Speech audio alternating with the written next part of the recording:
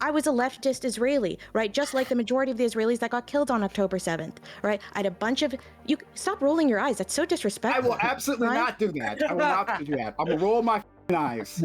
Thank you. God, you know that. So, so from the UN Charter, the crime So against what happened? humanity of apartheid. How dare you just roll your eyes like at that? I will do that. I will do whatever I want with my face. You don't control that. I'm sorry. You don't get to colonize my face. You don't get to colonize my face. The largest killing of Jews since the Holocaust. Let them play the victim part. Before I do the introductions, I want you guys, say a little about yourself and also tell us what your position is, because I'm curious, right?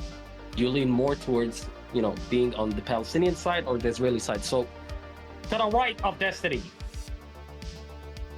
we've got Dylan Burns. Introduce yourself, please.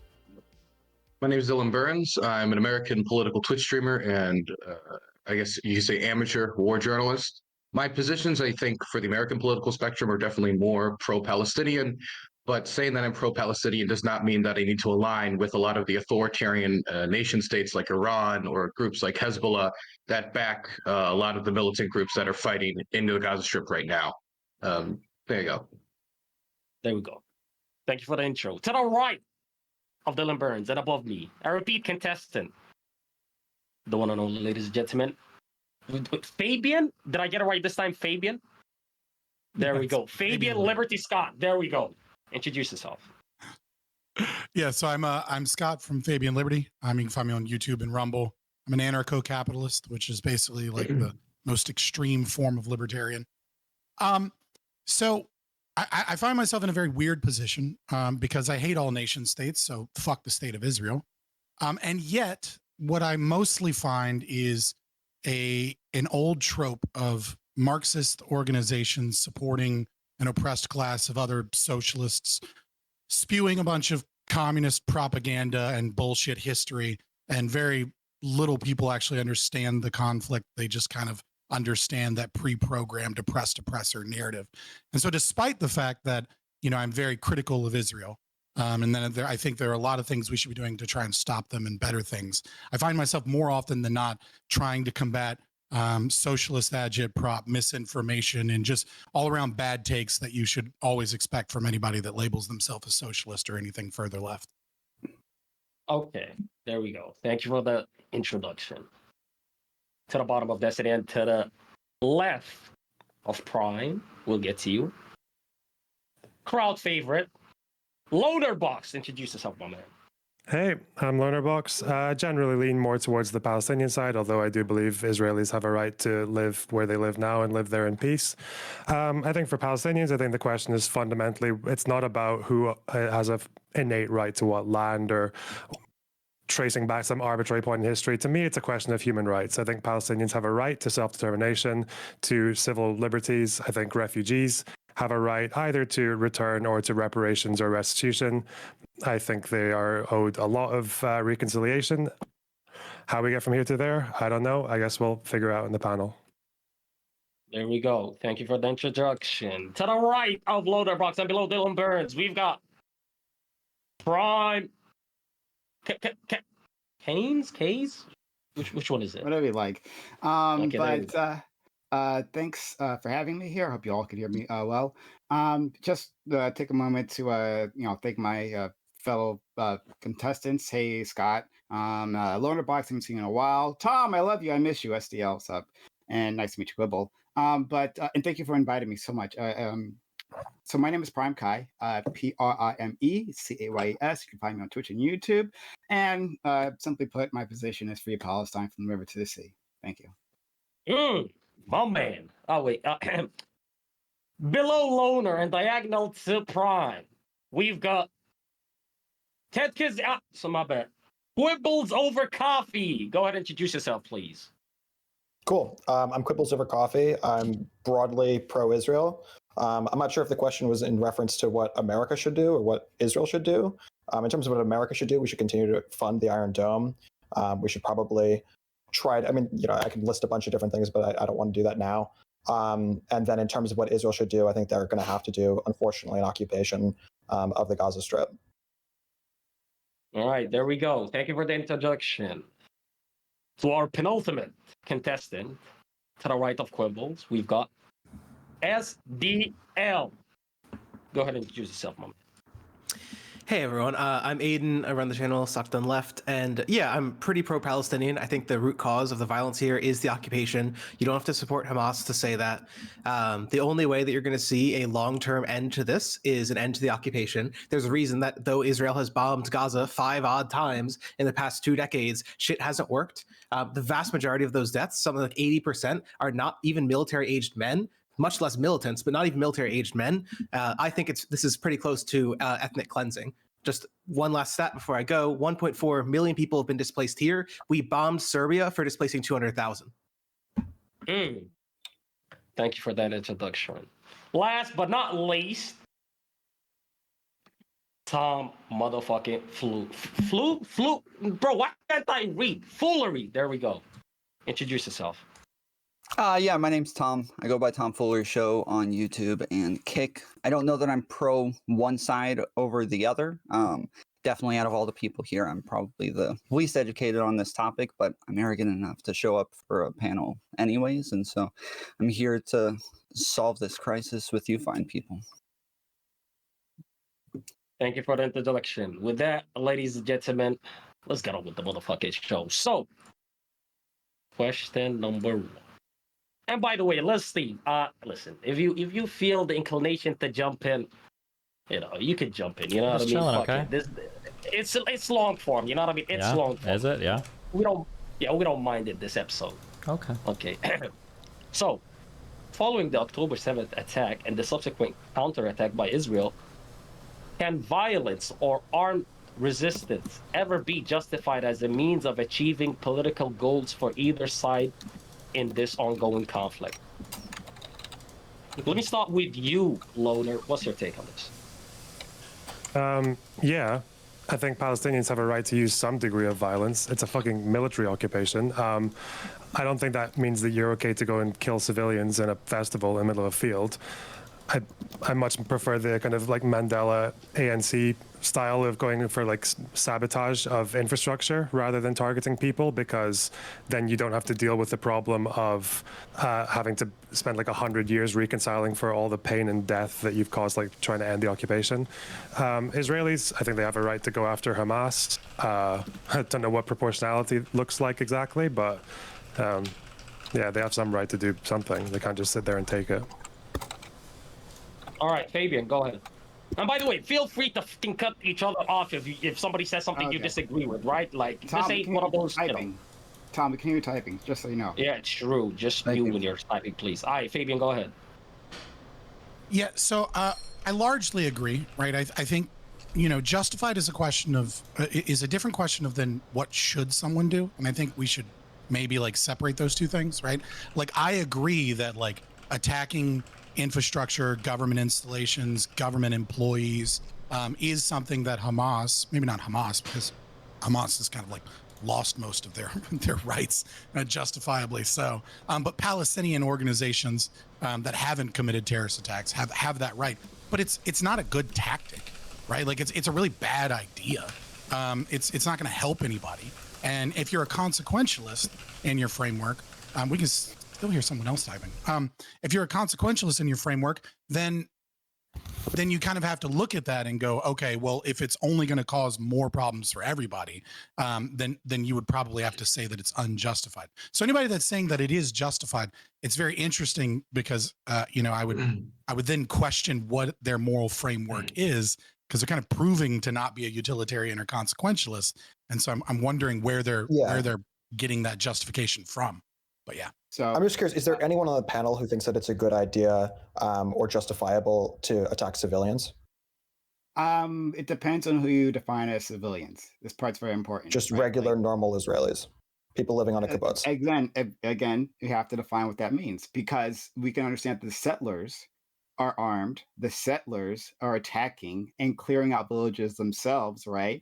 And someone can call them a civilian, but they are not. So they are active participants in this violence. And so if the So you're saying Palestinians were if the I'm going to answer your question. If the Palestinians were to attack those settlers, armed settlers who shoot, kill, rape, murder these individuals, yes, it's perfectly justified to fight back. So I just want to be clear. Are you saying when you say civilian, when you say settlers, are you saying solely the people in the West Bank? Are you saying people in the West Bank also Israel proper? Are you saying West Bank, Golan Heights? What are you saying? That's like I said. This is a good question because, as you're properly pointing out, not all settlers have equal access to Palestinians, and not all settlers are even armed. This is a spectrum. So I'm not exactly sure where that line is. But certainly the ones who are actively it's a relevant line. You should have an answer to the question of where the line is, right? No, sorry. I'm not going to pigeonhole. I understand a spectrum of violence that's being done here. Some people are doing it right, but I'm asking whether or not you're willing to condemn the murder of children. Hold on. I'll answer your question. Excuse me. So I can understand that there's a difference between these two. Now, if you're asking me exactly where is the line, no, I don't know exactly where the line is, but there are active militants, settler militants, and they certainly are justified targets. Can I let me ask? Wait, hold on. Let me ask a clarifying question. Okay, okay. So for the purposes of this conversation, I think all of us can agree that when somebody says civilians, I think all of us agree that we're talking about citizens of Israel that are not engaged in direct military or violent confrontation. So, for instance, I would be shocked if anybody in here was opposed to Palestinians in the West Bank enacting violence on aggressive settlers using firearms to clear out camps. I think everybody in here would probably say there are justifications for that type of counterattack. I think the point of the question was to get more to for instance, the people that were partying at the festival, would these types of settlers be okay to enact violence against on behalf of the Palestinians? Stephen, you're incorrect. Those weren't settlers. Those were people in Israel proper. What? Those people were in Israel proper. They weren't in Gaza. I'm sorry. I understand what you're saying. There are some people, a lot of Palestinians. There are people in the West Bank. Sorry, hold on. I'm sorry. Yeah, I'm sorry. One sec. Just to be clear, there are some people that would consider all Israeli citizens settlers. So that's what I'm saying. The wording that we use. Yeah, I'm just saying civilians that aren't engaged in direct military occupation. Because when people say violence is okay against settlers, there are a lot of people that consider every Israeli citizen a settler. So that's what I'm trying to clarify. Right. So yeah, fair. I think, Thank you. Thank you for coming in and having to give definitions because leftists want to subvert things. I want to ask you, Prime, when it comes to definitions of settlers. I mean, you said so when you say settlers, you always qualified it with settlers who are engaging in violence and attacking Palestinians. Well, that doesn't matter if they're a settler or not. Even if a civilian does that, you're okay to defend yourself against them. So I know legally, just being a settler, like a non-violent settler, makes you a civilian. You're a civilian if you're a settler in the West Bank. That's international law. Do you agree with that? Or do you think the settlers, it doesn't matter if they're attacking Palestinians or not, just them being there makes them fair game for attack? What do you think? Yeah, it's a tough question. I think overall, I think that being part of the settlement movement is a violence being done to the Palestinian people. Right, you are justifying and participating in the system. Just as a real quick clarifying question, I'm sorry. Just when you say settler movement, do you mean only people in the West Bank, or do you mean all Israelis? I guess right now I'll just talk about the West Bank. I'm more familiar with that rather than what's happening in Israel proper. So I'll just speak to that. So you are actively participating in that, and I don't want to whitewash that, but I don't know how we can just as outside observers say it's okay to shoot some kid who happens to have grown up in a settlement. I don't see how that can be a proper target. Well, you kind of showed your own contradiction, though. Wow. Well, you're saying there's a line that you can't define of where someone stops being a civilian, and then you said, but if they're participating in the settler movement, well, they're not.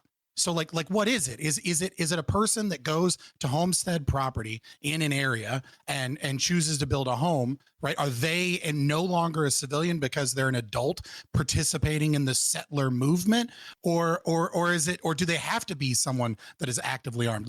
You kind of can't have your cake and eat it too, and kind of like I'm wink, not wink, trying nudge, to. nudge. Violence is okay against all of those Hold people. on, I But then literally be like, what but totally not okay. What did I just say? I made it very specific here. I said that like I don't see how we can justify a person who is simply there, not actually doing active violence, right? Like, or sorry, shooting someone, right? Because to be clear, right? Like, who is it? Like I said, you contradicted yourself because you also said right? Yeah, sure, whatever. Yeah, sure.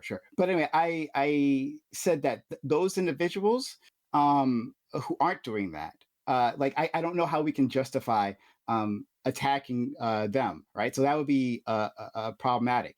What do you mean by I don't know how we can justify it? It almost seems like you wish that you could find a way to justify attacking these people, but that you can't actually logically say it. Like, justify you just mean it's unjustified. All I'm doing, doing, right, nice, yeah. So all I'm doing is understanding that there's that we as observers want to look to see who is the good guy and who is the bad guy. We want to establish lines and draw them in the sand. I understand that these things aren't true in conflict zones, that there are injustices that happen all the time to various degrees. Some of them might require an armed response, right? And others, I don't know, especially for the Palestinians, I don't know what they can do. But that an armed response wouldn't be necessary or justified. Simple as that. Okay, you also said that... it's as simple as that, but can you just say it would be unjustified to attack people that have not attacked anyone else, that have simply been a, quote, part of the settler movement and have built homes there? I'm sorry. That would be unjustified to attack those people. Can you just say it is completely unjustified to attack people who have done nothing other than protect their homes, armed people that have protected their homes, but have not actively gone out and attacked any Palestinian people that have just moved into that area? Is it unjustified to attack them? What does protected their homes mean, right? So if a Palestinian, see, this is exactly what I'm talking about. Is that like you can't just unequivocally say it would be wrong to do that? You won't put me in a black and white line. You can't kill peaceful people. It won't happen to me. I get you, Scott. I have experience. You won't go in a box. Okay, wait. Hold on. Okay, hold on. Okay, hold on. Just wait. Okay, hold on. So just as a quick thing, okay? The steelman argument for PrimeCayes' position is, let's say that you're a bunch of Arabs, you live in an area, IDF forces come in, gun you down, kill everybody, blow your shit up, and then other settlers, under the protection of the IDF soldiers that murdered or cleansed all of the ethnic Arabs that live there, now they build properties and homes and they live there, and then the IDF pulls back. Are the people that are now building houses on the bodies of your dead family members, are they enacting any form of violence, or are they safe despite the fact that they were put there with violence? That's like the steelman version of PrimeCayes' argument. Yeah, so I mean, if we take that, like, I would be all for. I would love if people took a libertarian position of understanding property rights and actually went in at an individual basis and said that certain individuals had their homes stolen and that it's stolen land, and that the first thing you do is say, hey, look, I have the deed to this home. Please move off of this land. This is legally mine, and you have no right to be here. And then we escalated until a form where eventually we had to go to violence because they refused to move. Yeah, I would love that if that was the case, but I know that that's not the steelman position, because that would require PrimeCayes to be a libertarian. Yeah, can we have a clarification? That can't be the steelman position. That would be mine. Wait, hold on. That is literally the steelman position, is that there might be quote unquote civilian settlements in the West Bank, but those are put there on the auspice of IDF violence, right? That's the whole point. So, Stephen, where would that be? Right, and the solution to that would be what specific location are you talking about? What I'm talking about, the expansion of settlements in the West Bank. Right. What specific expansion? What specific settlement? I don't know the name of the specific settlement, but the territory of the West Bank wasn't within the original Israeli borders defined after the War of 1948. So technically every single Israeli settlement, all of them, literally every single one. The only reason why that territory exists is because Israel has drawn armistice lines over it after a prior war, right? The 6-Day War. So are you saying the influx of Jews, or are you saying the Area C as a concept? Right, like the Area C, as in like it is controlled both militarily and civilly by the Israeli government, is a separate question than whether or not there's an influx of Jewish people. So which one of those are you every single Jewish settlement in the West Bank is arguably. But when you say settlement there, like my point is, like, there's a difference between like if people purchase land, this is Fabian's point, people purchase land gainfully, rightfully from people, from Palestinians, and then they purchase that land and then they live on that land. Like, what's the problem there as a Jewish person? Why is it different for a Jew to do that than for a Muslim to do it? Because you're making an assumption that I think maybe is, again, another part of this socialist agitprop and murky waters that so many people have to dig through in order to understand what actually happened, is that, yes, you are definitely describing the way some settlements have been established. Also, other settlements have been established by people like kind of cheekily, peacefully moving in and then causing problems, and then they waiting for the Palestinians to attack, and then wiping out that section, and then being like, "Oh, all this new land is up for grabs," right? And then there are other sections where individuals have gone to Palestinians, purchased land, and then moved in and lived in that land. And there's no stolen land involved in this process whatsoever, unless you believe that a Jew existing on the land taints the land itself. Yeah, but I think Prime is saying that he doesn't believe in violence against these people unless they're actively involved in violence themselves, not just by being on the land in and of itself. Well, because if he said that, then I would assume that as well. And then I was like, that's "Hey, not can you true. say that?" And then he wouldn't. Fabian, that's not quite true, because there are examples where it actually has been stolen land. So the most famous example, the most recent one, was in 2017. It was in Mona, right? So that was an example of land that was just literally taken. I said there are examples that there are and just started aren't, squatting. right? Like, right. You And could to be clear, go all like, the way. You could go Israel, all the way back. government You could go all the way stopped back to like the British Mandate and say, and if you really looked, enough historically, and there were documents, right? Like the Britain-controlled areas, that have been left from the Ottoman Empire. I'm sure there's tons of land there that has been stolen from somebody or was public unused land. Everything ultimately, but I'm saying if you want to be properly ethical, has to go by cases- case basis. Yeah, so there's a difference between my point is there's a difference between an outpost and an actual settlement. A settlement is a place that there are like genuine property rights of the people there. An outpost does not. So there are outposts that exist. Again, Mona's most Well, just to be example. clear, those property rights are devolved under military occupation, though. Exactly. That's why they're not recognized internationally. That's why they're illegal. They're illegal to Israel, but they're illegal to everyone else. Okay. I think as a quick just as a real quick thing, Your whole thing is anarchist. I don't give a fuck about Israel or anybody else. Buying land and territory, right, is not necessarily a bad thing. Buying land and territory that you have like an unrecognized military occupation over is quite a bit different, especially when you're buying land from people that everybody agrees you've ethnically cleansed already from their homes and territory. Scott, like, I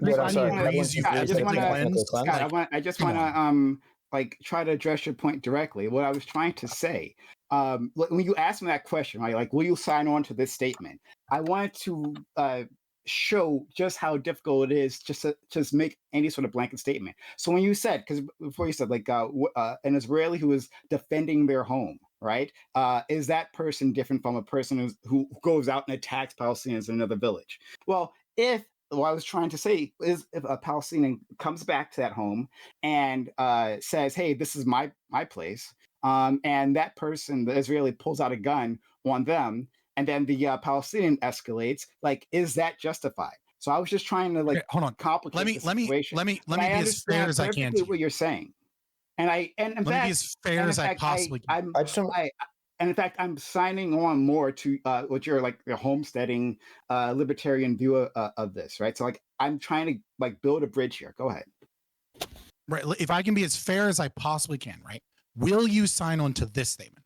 A person purchases property from a Palestinian, has a deed that shows that they purchased property from a Palestinian to move into an area for whatever reason that they desire, because they like that. Maybe they just fucking love Palestinian people, right? Maybe they're just fucking, some super hardcore Tel Aviv lefty that just, lives in solidarity with the Palestinians, right? And wants to live amongst them. And they purchase land, right? And then they live in their home and they have firearms, and they've never used those firearms unless someone came in to raid their home they gainfully purchased. Is it wrong to commit violence against those people? Is it unjustified in that specific example? Yes. Okay, thank you. So we have at least that includes some area where there's some people in the West Bank that it is unjustified to attack by your Absolutely, definition, yes. which means that a blanket attack on quote unquote settlers in the West Bank is not justified. Absolutely. It needs to Do you be think that looked those at people have done individually. something We need to wrong? look at property disputes. Do you think that those Jews have done something wrong, Prime? Which Jews? The Jews who are purchasing that land. From a You mean Palestinian, the Jews? as you just laid it out. From a Palestinian, certainly not. I mean, if a Palestinian wants to sell their land, then yes. I mean, Okay, so assuming it's if like in a Area right, C, not a gunpoint, yeah. So I just want to clarify: if in Area C, a Jew wants to purchase land, and they are a citizen of Israel, you are okay with them purchasing that land? Yeah, if they got if they Okay. can get it, if they're not, if like it's a fair deal, obviously, right? If there's like pressure on this Palestinian to sell, like the IDF is saying we're going to clear this place out, and then some Jewish settler comes in and it's like, oh, I'll give you some money for this, right? In that case, it's not so much. But if it's just a regular, and that would be a case by case absent coercion. Absent coercion, but like absent coercion, but there's always going to be like some limited level of coercion. I just want to clarify what we're talking about. We're talking about Jewish people purchasing territory with no coercion from a group of people under indefinite military occupation. Just to be clear, that's what you're saying. This is the problem I have with In this, Area though, C, is that correct. it's kind of impossible to remove the coercion from the element when there's IDF soldiers on the beat, when the Palestinians in occupied territory are going to be treated by a separate set of laws than Israeli citizens, and they're going to be treated differently from the government than Israeli citizens. I think that state of conditions in and of itself is coercive to the Palestinians to make them want to leave and go to maybe to the diaspora overseas if their families living in France or in Germany or the United States. To speak to that briefly, I think the rate of approval for building on Palestinian property is something like 2%. Like Israel overwhelmingly denies the ability of Palestinians to build their own shit on their own land because they don't want more Palestinians there. But like Where are you it's so talking obvious. about? In the West Bank. They don't have control over I believe that number. I believe that statistics on Jerusalem. If you're talking about Jerusalem, that's certainly that. I mean, I don't remember the exact statistics off the top of my head. That wouldn't shock me in Jerusalem, but that's a very different conversation than West Bank writ large. My understanding is that happening in like Ramallah, for example, right? My understanding is that for the West Bank, any sort of construction has to be done under the approval of the Israeli military because it's a military. They're the controlling government of that area, right? Not just in East Jerusalem, but in literally all parts of the West Bank. No.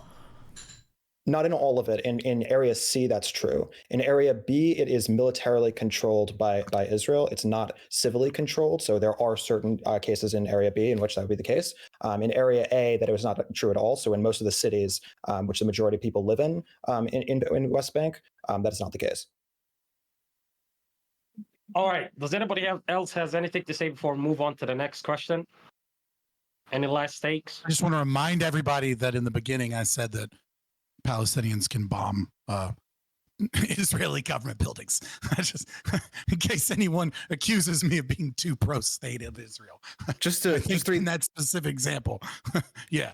Just to read the permitting thing, it's 2% of Area C, so the area under Israeli control. But so like, again, that's the sort of example of the coercion here, that if Area C expands and if Palestinians can't build there, then the amount of area that they get to control gets smaller and smaller and smaller. There's clearly a structural violence going on here that doesn't justify violence against individuals, but maybe does justify violence against the structures. So I'm curious, do you have the numbers for the Israeli approval process? Isn't it like 94%? I feel like I've seen these numbers before. It's very, very, very high on the Israeli side. Yeah, like, can you exact inverse? Like send like I also think it'd be worth that Area C one. I think it'd be worth going to ask as well. Okay, what percentage of settlers, like settler land, is actually just Jews purchasing the land from Palestinians who own the land? Because I thought wasn't quite a lot of this land that was devolved to settlements actually unregistered land that was obviously taken under Israel during the occupation. Do you know? I mean, like most of Israel, well, most of current day Israel, Palestine, Assyria, Palestine, whatever you want, was just unused land. Like most of it is public land that no one's been living on. That's what I thought. There's a lot of there's a large portion of Israel that is unarable until people come there and build infrastructure, or there are swamps, or there is desert, right? And specifically in the West Bank, yes, the land is a little bit better, but it's still, I mean, like when you look at the best maps available in terms of like as the Zionist movement come in and with each process, there's still tons of public domain land that nobody's living on, and then people go and live on it. But that's why when we're talking this argument about Jews buying up land from Palestinians individually, like maybe even under occupation, maybe you can make an argument for that. But I feel like in most cases, it's settlers who are taking this land because that land was taken by Israel in 1967, and that's where the majority of it comes from. And I'd say that so the majority of cases, that's why settler presence would be unethical, right? Yeah. So what's your view on what should happen on that land?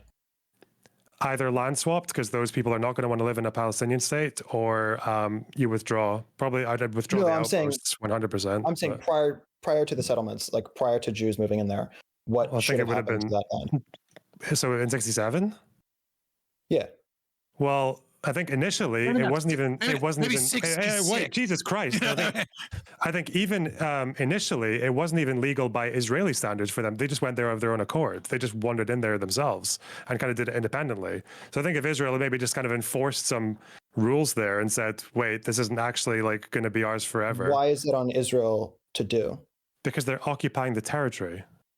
Okay, so it's Israel's job to forcibly remove any Jews who want to go into the area.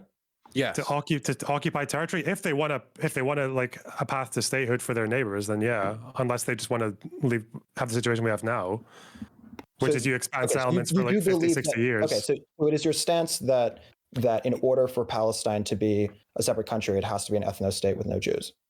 I don't say it needs to be an ethno state. First of all, okay, wait. Do you think these settlers would want to live in a Palestinian state? Well, I'm asking. Like these are not Israelis. I'm not saying it needs to be an ethno state. I'm saying It's not about. They could be the same ethnicity. It's that you're settling in occupied territory, where the people who live there don't have self-determination. They have no say over. You wouldn't make the same claim about all of the Palestinians who post Nakba were leaving Israel proper and going into the West Bank. So I'm curious, what's the difference there between Jews moving into the West Bank and Palestinians moving into the West Bank? And why? Because one group moved there as refugees, the other one moved there as settlers. So is your claim that the Jews in the 1940s and 1950s and 1960s were not refugees? The ones in 67, the ones who moved into the West Bank, I don't think they were refugees, no. I'm asking prior to that. Were they? At the beginning of the founding of Israel. You can ask me a completely different question if you want. No, yeah, I think the Mizrahi and North African Jews were refugees, but that's a completely different question. Okay. Well, and even refugees don't have the right to. Even refugees don't have the right to go and like take other people's lands. Like that's not. You don't have a right to. Yeah, but I'm talking about again, taking other people's land. So refugees, I would imagine you have a right to be a citizen in Israel because that's like a country that wants to take Jewish people. So. Why is it such a crazy idea, the idea that an occupying state, while occupying territory, should stop its own citizens or its own people from going there and settling on the territory of the displaced? Yeah, my point is during World War II, we had the standard in Germany, and we just started having random like American nationalist colonies all across Germany. We would expect the American government to expel them. The point I'm or trying when to we make is occupied Iraq and Afghanistan, would it have been okay for me to just go in there and like set up a fucking little tent? The point that I'm trying to make is that I don't like this idea that Jews are by definition Israeli. That's a bad idea, right? They're just Jews. They should stop Palestinian. No, you kind of are. They should stop Palestinian Arabs who want to go be settlers too. No, like you're trying to make it an ethnicity argument. I'm saying I can apply this to anywhere. In occupied fucking Afghanistan or Iraq, it wouldn't have been okay for me to go there and just set up house under that regime because same thing. You seem to have no problem. You seem to have no problem with an influx of Palestinians into this area, whether it's in 48, whether it's in 67. But you seem to have a very large problem because they were forced there. I seem to have no problem with delineating the difference between settlers and refugees. Yeah, I don't have much of a problem making that separation. Okay, I have a question. Quibbles. I have a question. Just, there seems to be. I'm trying to understand. Is it an anti-Semitic thing? And I'm not accusing anybody here of anti-Semitism. Just more kind of like a broad cultural thing. Is it an anti-Semitic thing, or is it a timeline thing, like a certain distance in terms of time? Because like the way that I see it is like I agree, right? Like individual property that was owned, that in 48 you had fleeing Palestinian Arabs, if they can prove or show in any capacity that like they owned this portion of land and that it wasn't just unused land, that it's their land, not the settlers that came afterwards land. But it seems to be that there's like this weird thing where Israel is held to this like super libertarian property idea perspective that like no other country is held to. Because like, as far as I'm concerned, by this logic, and I agree, most of you probably won't, all of northern Georgia, every white motherfucker that lives there needs to get off of their land right now, because then the Cherokee Nation in 1850 that was forced to walk the Trail of Tears, they homesteaded land, they had a post office, they had property deeds, they did everything they could to prove that that is their land. And so like, you don't, like, if you live in northern Georgia, okay, you're not just on stolen land. Yeah, you know that every lefty on here is pro reparations. I guarantee it, right? Like, like PrimeCayes or Lonerbox, do you oppose reparations? I know. He's asking the question to you because you're going to agree with him, right? And we're stepping in to disagree. I'm not going to agree with him. Do either the lefties? I'm not going to agree with him. Talking left, I am not going to agree with him. The answer to the question is no, it is not anti-Semitic for people to be concerned about the Palestinian right to lands, even post-48, even post-67. There is a very real concern that there was a large number of people who have been forced out during the Nakba. There is a very real concern that, yes, Palestinians have a right to live in this area. What I contend with is I think this idea that Jews don't have a right to live in the West Bank, which is a very important component of our historic lands. I think that is a crazy idea, and I think that it is just as absurd to say it about Jews as it is to say it about Palestinians. Okay, first of all, no one gives a fuck about what your important historical land. But also, was actually answering my question. Like, Stockton Left was actually answering my question, and you just latched onto the anti-Semitic remark. Like, is there any way Stockton Left could finish? Because like, I think reparations are something different. It sounds like Lonerbox was going to give the same answer, that historical land, whatever, is not the important thing here. Like, Israel is unique in part because what other countries are doing settlement like Israel? Part of the reason that we talk about it this way is it's so rare nowadays. A lot of settlements like this died in 1960 during decolonization, but Israel's didn't. Israel's has been going on for another 50, 60 years. That's why we only talk about Israel in that sense. People did talk about stuff like this, about like French colonies and British colonies in random far off countries where they set up their own little tiny ethno-state of British only or French only, and they get to run the whole country from there. Yeah, like that. And I just as a quick hold on, as French colonialism. Hold on, just as a quick thing I'd like to throw in here too. I also think it's okay, we can meaningfully talk differently about the Palestinian peoples, because while the rules of the world might have been like conquest and conquer and take the territory, in I think it's 1945, like the UN has an official charter that a whole bunch of countries around the world signed on to that actually like explicitly gave people the right to self-determination, for people to live on land and to exist there in a way that like the Cherokees or native people in North America didn't. So I think it's worth speaking in a world where all of us try to abide roughly by international law. The UN Charter explicitly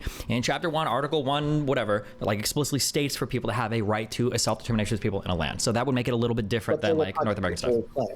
All right, hold on. Wait, Tom, hold on. I want to shift gears slightly. Okay, we've been on this topic for a bit. On the same like sort of topic, I want to ask you guys this, right? Do you believe in a two-state solution? If yes, what are the rightful borders between Israel and Palestine? Quibbles, I want to start with you. Okay, I want a clarification. When you say believe in, do you mean I want it, or does that mean like I believe it's possible? I wouldn't say want it. Whatever you want it to be. Do you think that would be the best solution if there would be two states? I think the best solution to try to get to in the period of the next 40 years is eventually to have Gaza be an independent country, have much of the West Bank, but not all of the West Bank, be an independent country, and have particularly the areas that are closest to the border of the settlements folded into Israel proper, and have that be a third country. Okay. But I think it's going to happen tomorrow, and I think that it's going to take a lot of struggle, and I think it's going to require that there's an occupation of Gaza for a long time to get there, and I think it's going to require that, unfortunately, many hundreds of thousands of people are going to die. I think it's going to be screwed for a really long time.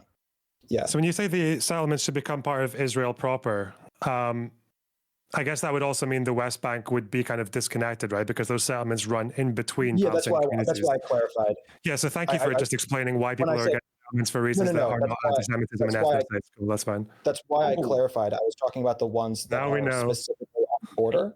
right? There's the overwhelming majority of settlers are within a mile of the border. Something like 90% are literally within a mile of the border. So those settlements that are very close to the border, that are there primarily for fiscal reasons, I would put them in a separate category than the ones that are there primarily for religious reasons, which are much further inland. I don't know. So even in Camp David, these settlements then running between communities were prevalent enough that it would have kind of disconnected the West Bank. So I can't imagine a settlement now would not include that, though, unless you wanted to dismantle some of them. The answer is that there's going to be some number of Jews that are folded into that Palestinian West Bank, and there's going to be some number of Palestinian non-Jews that are folded into Israel proper as a result of this. This is going to be complicated. There's a reason it's going to take 40 years to get to it, but I do think that that's the closest to a reasonable solution that I can think of. And again, it is not happening tomorrow, and again, it's going to be incredibly bloody to get to it. So I would say two things.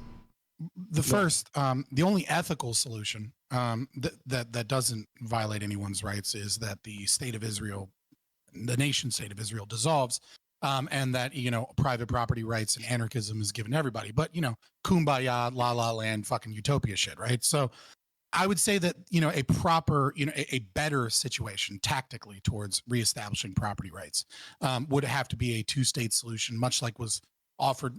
I would say 67 borders is probably the closest we'll get. I'm going to just disagree with many of the pro-Israel stands in terms of the West Bank areas. I think those should be under the Palestinian Authority, and most of those people will probably have to flee, because when you have a majority Muslim country and you're a Jew, you can pretty much expect that that they'll kill you. Can I ask you a quick clarifying question? Because I'm actually not sure. When people say, just as a quick question, I'm not sure if you guys know this. When people say 67 borders, do they mean like 48 borders, or do they mean like post 6-Day War borders? Like, what are they talking about when they say pre-67 borders? Pre-67. Okay, gotcha. Just make sure. Okay, gotcha.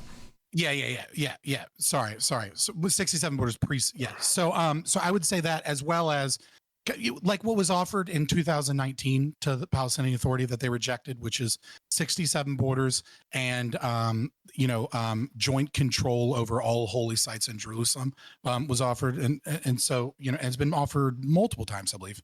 And so like that, I think that's probably the best deal. Yeah, the 2019 like perfect deal or whatever. That was just Trump never got to talks. The Trump just never went to talks. Yeah, the Trump deal. They just immediately were like, "No, fuck you." Everyone, Google the map for the Trump peace plan, and ask yourselves why the Palestinians weren't interested in that. Just Google the map. Am I incorrect? Am I incorrect? Well, have you seen them? The Trump deal was 2020, but there's a good reason Palestinians were never going to accept this, right? Have you seen the map? People literally. It looks like someone just like flicked paint on the Israel map, and you've got fucking Palestinian territory, right?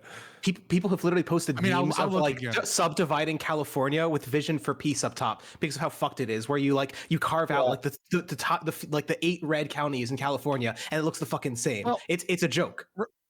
One of the things that I find a little bit frustrating. So what I'm referring to is before a map, before any deal, before anything was put forward, right? Trump said, well, I don't know that it was Trump specifically. I can't remember exactly who it was, but they were speaking about 67 borders and joint control. And then the Palestinian Authority, without ever seeing the deal, said that they needed to reject it. Just as a quick thing, because I just looked this up real quick, just as a real quick, looking at the borders that were proposed for this, the amount of territory here, a lot of the Palestinians seem significantly less than what existed from 48 to 67. And it looks like the Palestinians weren't even consulted when it came to doing this proposal. So it's not surprising that anybody would. Yeah, it was an untenable solution. It's a hilarious map. Regardless, map itself, the 2019 deal is not the point of what I'm saying. Like every deal since Geneva is just total horseshit. Would never happen. That was the deal. I will say, so there's a couple of things. Yeah. The first I have no problem. Wait, hold on, Fabian. Just take this L publicly. Fabian, 1 second. We'll stalk it. Let him finish, and then you could go ahead. Okay, let's go ahead. Okay, there's a couple of things. The first thing that I will say is that the idea of having, I mean, this is exactly what Lonerbox was saying earlier, and he's totally right about it. The idea of having these territories that are not actually connected is a really dangerous idea. This is why I think that the idea of Gaza being the same country as the West Bank, I think is just untenable. I don't think it's a good idea.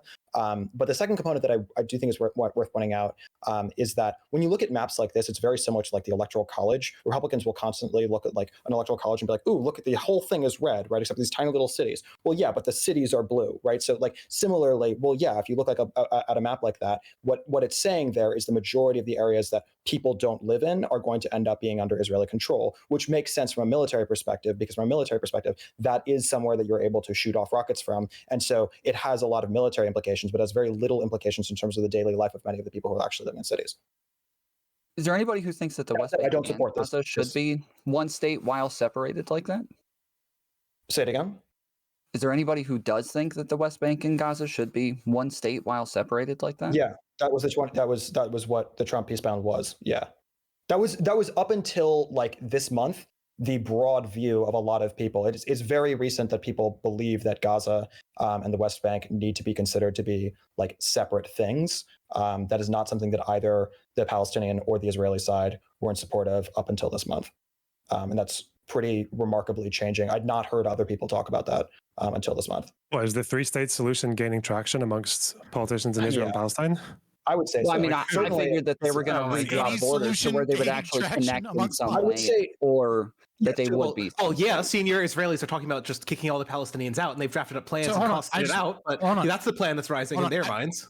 So real quick, I just wanted to go back. Look, real quick. I had not looked at a map. I had only read from sources without looking at a map. I was wrong. I just wanted to publicly take that L because I don't want to bullshit. And if I'm wrong, I'm wrong. Right? That's all I wanted to say. Continue. Sigma. Okay, it doesn't have to get quiet after that. Like, you don't have to make this worse for me. This moment will never come again, so I'm just gonna sit here and enjoy it. But drinking I've done that like multiple times on your show. Don't I know. I'm just messing with you, friend. I always take my L's publicly. All right, I don't try and like wash over them. Fuck off. Oh, you're good. All right. Let me ask you this, right? To what extent, and this is something that we've seen plenty, and this is something that I'm sure a lot of you guys have spoken about as well, but to what extent does media bias, both internationally and within the region, perpetuate or exacerbate the conflict? And how can this be rectified for a fair representation of the situation? Because I'm sure a lot of you have, some takes on the coverage of the conflict on both sides. Can we start with Destiny? No, let's start with Jackson Hinkle. No one should listen to Jackson Hinkle. Then you can say whatever else you were going to say. Yeah. Wait. Hold on. What's your problem with Jackson Hinkle? Jackson Hinkle is an communism. That we're done. That's it. That's retarded. Stop, bro. Bro, fuck the American. Oh my God, communism, terrible. Like, no, wait, quibbles. What's your problem with Jackson Hinkle? That Jackson Hinkle like regularly, just constantly, in terms of the attack on the hospital, in terms of lots of stuff, he's just like constantly saying complete. That was supposed to be a throwaway, but yeah, he's saying complete bullshit all the time, and it's just bad. Hinkle is a habitual grifter. All right, 1 second. Yeah. How would someone like Jackson Hinkle be different to someone like Ben Shapiro and his takes and his coverage of the conflict? Because I think that Ben Shapiro at least attempts broadly to be truthful, even if he is biased. That's different than Jackson Hinkle, who is both biased and doesn't even attempt to be truthful. Can I draw a difference? Wait, real quick. Just in terms of expanding what he's saying, I think the difference is Ben Shapiro, like, let's say there's a fight where 5 people bring guns on one side and 5 people bring guns on the other side. Ben Shapiro would report this as, wow, 5 really bad dudes like showed up with guns and they managed to get killed by like good guys or whatever. He would never report that the other 5 guys had guns. He would only report one side of it. Jackson Hinkle would claim that 4,000 brave men were surrounded by like 5 murderers. He would completely fabricate the story. That's the difference. Ben Shapiro doesn't seem to outright lie, but he selectively chooses facts so much that the stories he tells are essentially dishonest, but it's not usually with an outright lie. So one is a little dishonest, the other is an outright liar. What Quibbles just said is, with Ben Shapiro, he tries or attempts to be honest. Wait, hold on. Does anybody else on this panel agree with that? I never said Ben Shapiro tends to be clear. I never said Ben Shapiro tends to be honest. I said Ben Shapiro usually won't fabricate fact. Jackson Hinkle has no obligation to be truthful in anything that he'll show you a video from 2014 from Syria and claim that it's IDF soldiers killing Palestinians today. He would do something like that. Ben Shapiro will say something like Arab nations attack Israel for absolutely no good reason. He'll say something like that, right? Ben Shapiro would also say there's 40 beheaded babies and provide absolutely no proof. But Loner, you wanted to talk about Quibbles and his take that Ben Shapiro is more honest and wouldn't lie as Jackson Hinkle would. I did not No, support Ben Shapiro does That's not what I lie did. sometimes. Jackson Hinkle lies all the time. That's all the difference is. No, but Yeah, we're and just one last we're talking note on about that. this And context. Jackson lies with a lot more impunity. Yeah. Hinkle is also He does a lot more openly maliciously, a too. grifter. Like he went from being like a Warren stan in 2018. He was an ML in 2020. He was a conservative communist in 2022, and then he went on fucking Fox News and was promoting George Soros controls the world. There's a deep state run by the FBI with George Soros conspiracy theories. The guy is like either insane or a grifter. Like those are the two options. Yeah. Like there's a fine line between like Prime wanted to insult Destiny. I want to hear about that. You're and done with MLs, Jackson. to be fair, that's not Prime a wanted to insult far Destiny. grift. Like the far Prime right insult fascist Destiny. is like barely indistinguishable between the tanky. Let's be honest. Wait, hold on, Okay. Slicker. What do you want? Wait, hold on, Quiggles. 1 second, Slicker. What do you want? Nice to meet you guys. I just want to come in here and say that, I've not been watching too much. But, I got to say something. I'm a threat. I am. I'm not trolling here. I'm not messing up. But I feel like I'm a threat to society. And you know why? I don't know you guys. One second. Let me just put you guys up. Nice to meet Your you. bald You head guys don't know. blinds people as you walk by. Bro, shut up. You're white. You're a cracker. Shut up. No one's talking to you. But I want to jump in straight and jump in. I want to jump in and straight talk. I want to talk and say some things, right? Number one, Destiny. Destiny, this is you little cook. Look at me, baby. Now, let me ask you a question, right? Why does everyone here think they are eligible to say Hamas is a terrorist group? Let me hear that shit. Let me hear that from you guys. Why are we allowed to say Hamas is a terrorist group? Yeah. Because Yeah, in their go ahead. original charter, it seemed as though they were advocating for the destruction of Jewish people all across the world. Okay, well, I actually did hear that. That's okay. I think that is wrong, but that's the only reason why they are But that's the only reason why they are labeled as a terrorist group because of what they said about the Jews. That's Bro, not the only listen reason. to me. They also No, engage. listen to me. Listen to me. Okay, you don't want me to but answer? listen Okay, to go ahead. me. Yeah, Listen. there are Okay, other okay, reasons listen too, to but me. yeah, go ahead. Okay, all right, okay. But listen to this. We shouldn't be saying that because we don't know that what they're going through. We are not in their footsteps to say that they are a terrorist group. Now, you know why? Listen to this as well. Destiny, you are a Palestinian. Your mom and your dad just died. Hamas comes up to you and says, oh, we're going to go invade Israel. What are you going to say after your mom and dad just died from Israel attack? I don't know. I guess I'd say, well, I'll go be a terrorist too. I mean, what do you want me to say? Judgment will not come until Muslims fight the Jews. When the Jew will hide behind stones and Get trees. the fuck out of The here stones and with that. trees will Oh say, my Bro. Muslim You know what? Let me say Slicker, something. Slicker, Let me say hold on, something about this guy. Let me say something about this guy. Easily. No, hold on, Easily. Slicker. Wait, Slicker, hold on. Fabian, you just quoted Sorry, that's just the something. 1988 charter of. No, you just quoted it with no context, with no background. You just said, no, but this is the Context. charter. What There's nothing- context makes the trees No, and hold on. stones Wait, crying hold out on. for the Muslims to kill the Hold Jews? on. First of all, makes sense. First of all, we act as though Hamas was just created out of nowhere, out of the blue. First and foremost. No, I You fucking wouldn't don't. have it. Yes, you fucking do. Because you fucking act No, I as though don't. Hamas just came out of nowhere just to strengthened fucking go out of Hamas because he wanted a group that was Islamist that would cause problems with the Palestinian Authority, and then his dumbass let it get out of control. I'm a fucking libertarian, okay? But when somebody comes on here and tries to act like fucking terrorists aren't pieces of shit, it's fucking stupid. And you brought Where is your energy for America, for Europe, for even Israel? Where's your energy for saying that? We know what the whole world. Listen, you white shit. Don't talk to me like that. But for all your energy, I don't give a shit. If you're gonna talk about Hamas, first everyone in this world should start talking about what America and what Europe has done to everyone. But because of white people dying in this world and this woman that's died, they don't want to show IDF don't want to show pictures of any of the kids that died in Palestine. They don't give a shit. A lot of the people who died in southern Israel were like Thai migrant workers. A lot of them were Arab. They weren't all white people. As an Iraqi that's seen the dirty, scummy Americans invaded, and even Ukraine wanted to jump in and invade Iraq. Slicker, when did you live in Iraq again? Slicker, for how long? You guys are racist. Listen. Well, because white people are dying and getting invaded, we should tear for them. Go suck my dick. I don't give a fuck about you. Fuck you. And if you think Hamas is a terrorist, just look at yourself in the mirror, because you're living in a terrorist-ass country, bitch.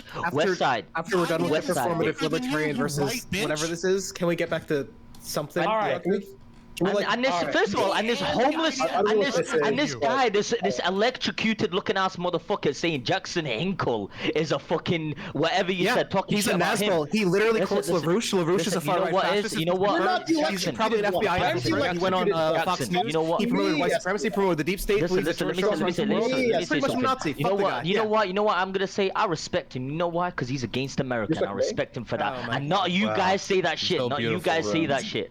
You don't see that shit. Any motherfucker in this world that talks shit about Jackson Hinkle, you ain't promoting or helping anyone in this world other than sitting here begging for money like Destiny, just trying to farm this shit. Can you point to which causes Jackson Hinkle has promoted? Can you point to one? Okay, well, all right. Listen. At the end of the day, the charity is. Stop pivoting. Name one thing that he's actually promoted for the benefit of Palestinian people. Besides posting on Twitter, name one concrete thing. The charity is of him exposing the world, him exposing his own government. He could die from this retard. He's not gonna die from anything. Come on, the victim complex. Come on. Says the guy that's a Discord mod. Don't talk. I'm not talking to you. But I'm saying it to this fat fuck on the right. I'm telling you that he could die from this. It could be a threat. I'm telling you, it's dangerous. None of you Americans will do that. All you guys are hacking on Biden's. It's a charity. So true. So true. Enough. Stop. Okay, guys just got wrecked. Enough.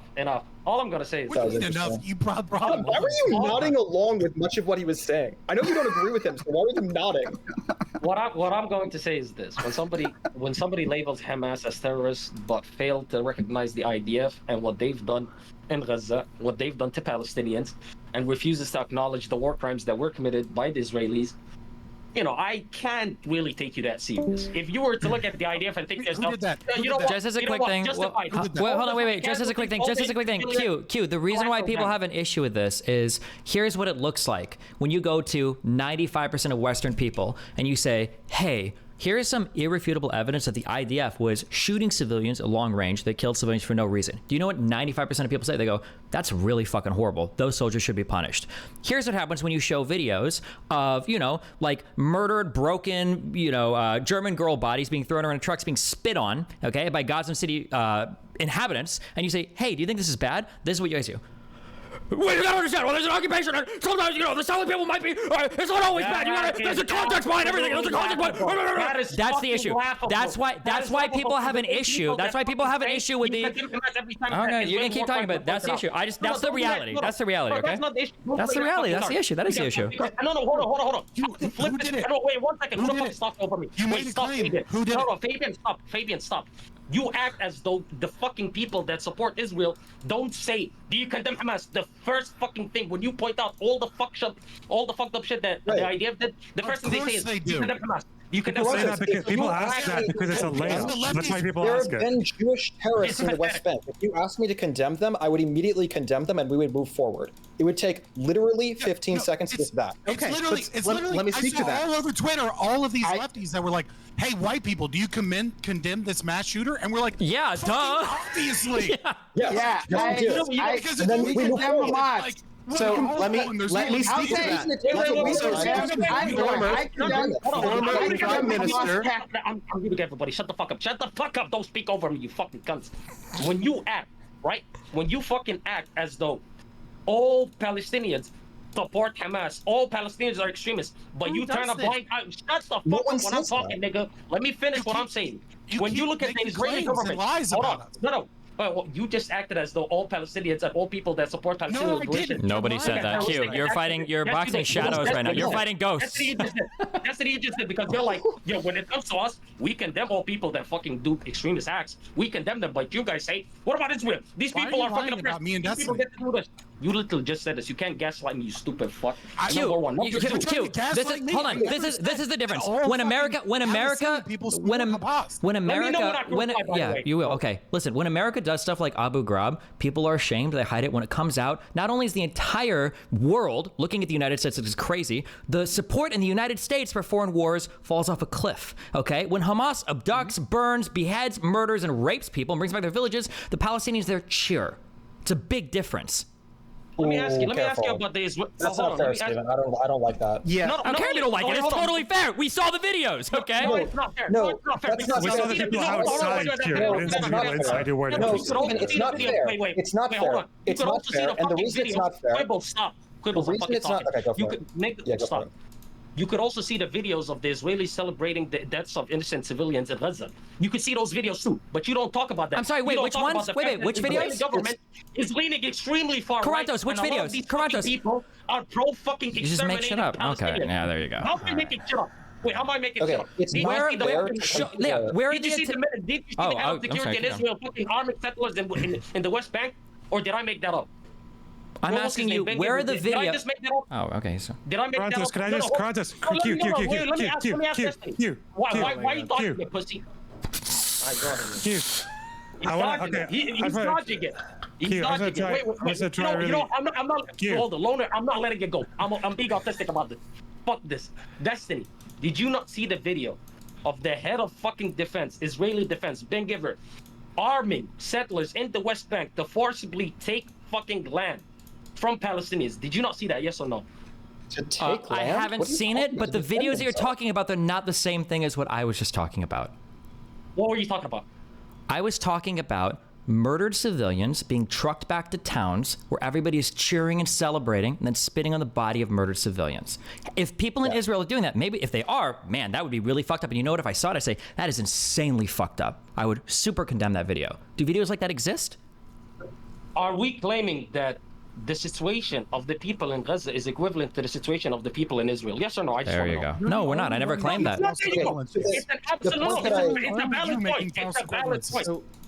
No, Okay. he's the one who The made point those that I don't equivalencies like because about the that actions. But here, of wait, no, Israelis Q. Then we agree, are Q. first Then we and agree, second. Q. Then we agree. The Palestinian people celebrate the murder of civilians. They love it, but they've got a good reason to. That's fine. That's your argument. I can hear that. Okay. Israelis celebrate the murder of innocent Palestinians too, but you ignore that fact. You ignore the fact that they select extreme far-right people into their government, people that are pro-exterminating Palestinians, but you ignore that as well. If Israel's so Loner, go ahead. pro-exterminating, wait, Palestinians, why don't they just kill a whole bunch fucking more? Why are the death tolls so fucking shitty on the Israeli side? Wait, hold on. Weren't you the same person that was questioning the death tolls anyways? You're like, wait, 3,000, 4,000? Oh, no way that is true. I never said I was questioning death tolls. I said I was questioning when all of them are called civilians. But I'm asking you, let's say Israel just wants to murder Palestinians. Why Wait, don't okay. Oh, you don't have an answer for that? Oh, gotcha. Okay. No. You're not going to answer this. Wait, you have an answer to my question? So when we see 4,000 deaths, are you saying they're all Hamas? Are you saying they're majority Hamas? I'm not saying they're all Hamas. I never said they're all Hamas, but I said definitely they're not all civilians. Okay. Okay, then give me a split, in your opinion, right? In your educated opinion, since you know so much about this conflict, right?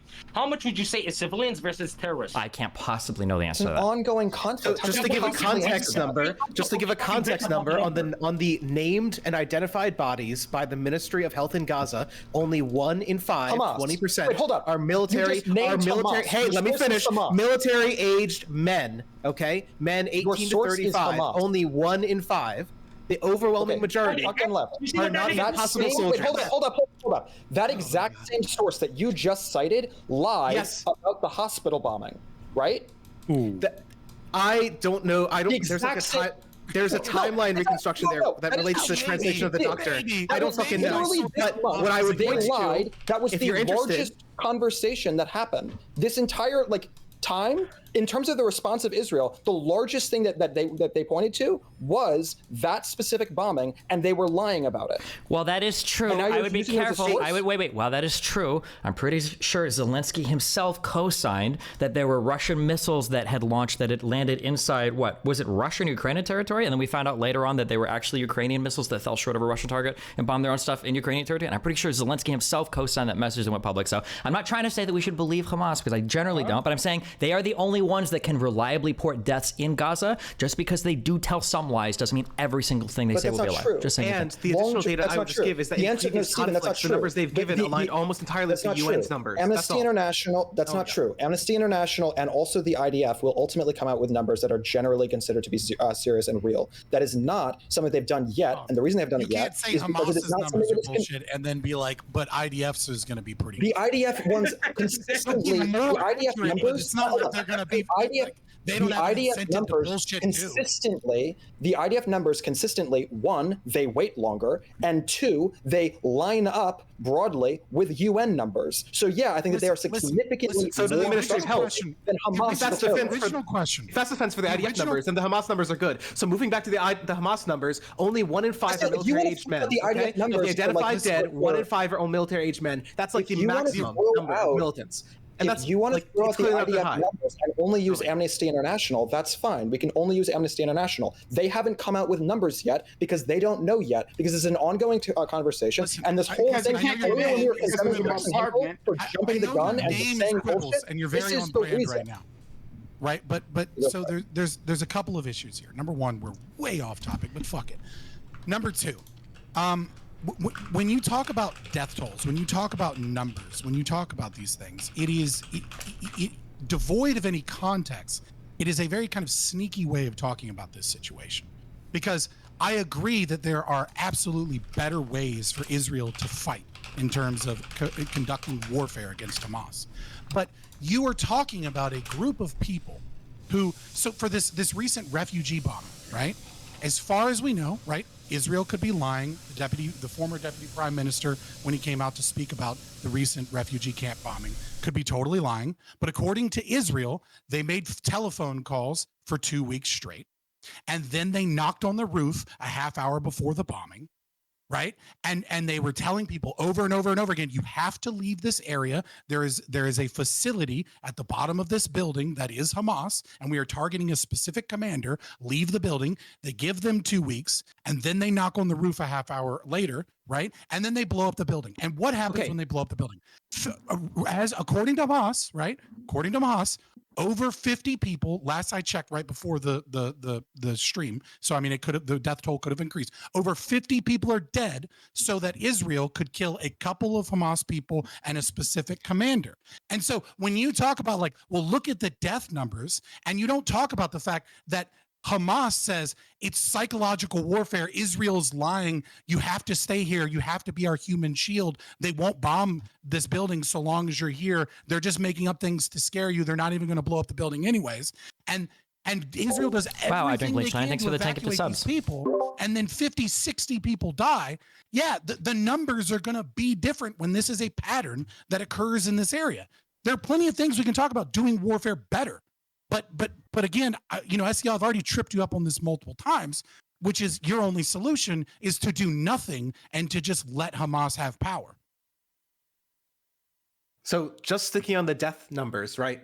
Like the even the rate of civilian casualties by like Hamas's incursion so far from the ID'd bodies was 1/3 military.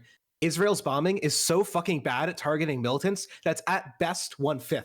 So Israel is performing worse on a kill-for-kill basis than fucking Hamas. Wait. Can we hold on? Wait. I've never. Wait. I just want. Wait. Hold on. I want to hear this. I want to hear the answers because I've never ever heard somebody actually respond to this part. So I'm actually genuinely super curious. Okay. Everyone in here agrees that Hamas intentionally operates outside of civilian infrastructure, right? Is Israel just never supposed to counterattack Hamas if they constantly and consistently operate out of civilian infrastructure, or what is the solution there? Do it in a way that doesn't. I'm curious. I think Loner's giving a better one. Why is every pro-Israeli person talking? Let Fabian shut the fuck up. Let SEL talk. Yeah, let SEL talk. I want to hear I want to hear the answers. I'm super curious about the answer to that. I want to give it to Loner because he's given a better one before. But okay, Loner can answer too. I don't care either one. Yeah, I want to hear the response to that. I'm curious what the response is. Yeah, what was my answer to that before? I could have sworn we had this debate like a week ago. Whatever. No, wait. I'll own the position. Like, yeah, if and this is the case in international law as well. If civilian infrastructure is being used for military purposes, it ceases to be civilian infrastructure in the eyes of international law. So, like, if there's like rocket, like to the point that Hamas will like literally commandeer people's houses to use their rooftops as military bases, like temporarily. So, okay, wait, hold on. Yeah, Loner, I don't have an answer for what Israel should do. Wait, Loner, let me ask you a couple of questions. Well, I have an answer. Yeah, wait, Quibbles, 1 second. Quibbles, 1 second. Just for you, Loner. Apologies, Quibbles. I'm really curious because we had a conversation about this, right? So when you say it ceases to be civilian infrastructure, right? I have a couple of questions for you because you said last time we spoke about this, these people, as in Palestinian civilians, are willingly offering themselves as human shields.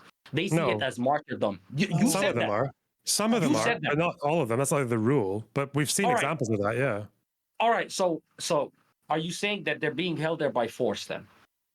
It's a dictatorship. Yeah, well, if they're being commandeered, the house is being commandeered. That means they're being held there. Yeah. So okay. So hold on. Let's build up on this, right? So they're being held there by force by Hamas to be used as human shields against Israel, and then Israel looks at that and says, all right, you're being held there by force. You're pretty much a hostage. We'll still bomb you regardless. That's why they knock. Oh my God! Thank you for knocking. Thank you for knocking before you blow me the fuck up. Even after I can't escape. What's the alternative? I'm being held. Wait, Q. So wait, Q. Then Q. We all agree. Q. Wait. Hold on. No, wait. Real quick. Okay, hold on. Okay, there's a big waste of time. All of us agree that using civilian shields is bad. We all agree with that. And all of us agree that killing civilians sucks. Okay, but then the question is, and I'll pose it to you, Q, or STL, or Lonerbox. What is the alternative? The alternative is getting to your targets in a way that doesn't disproportionately kill or harm innocent civilians. So do you think? Wait. Okay, I just want to build on that. Wait. Quick. I just want to build on that. Wait, hold on. No, it's not space. I just want to build on that. Okay. So Q, then are you co-signing an IDF ground invasion to Gaza?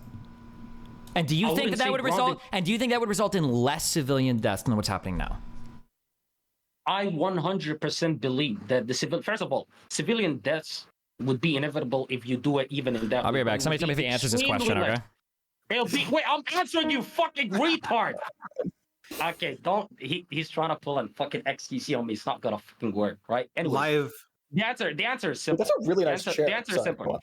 Either ways, right? Either ways, people are going to die.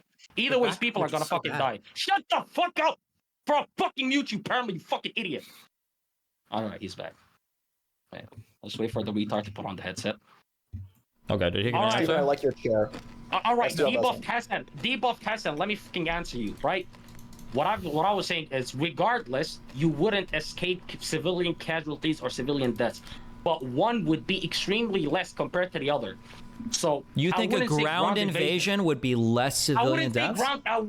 I wouldn't say a fucking ground invasion where you send hundreds of thousands of fucking soldiers. Then what's the alternative? I say send specialized. Like a raid?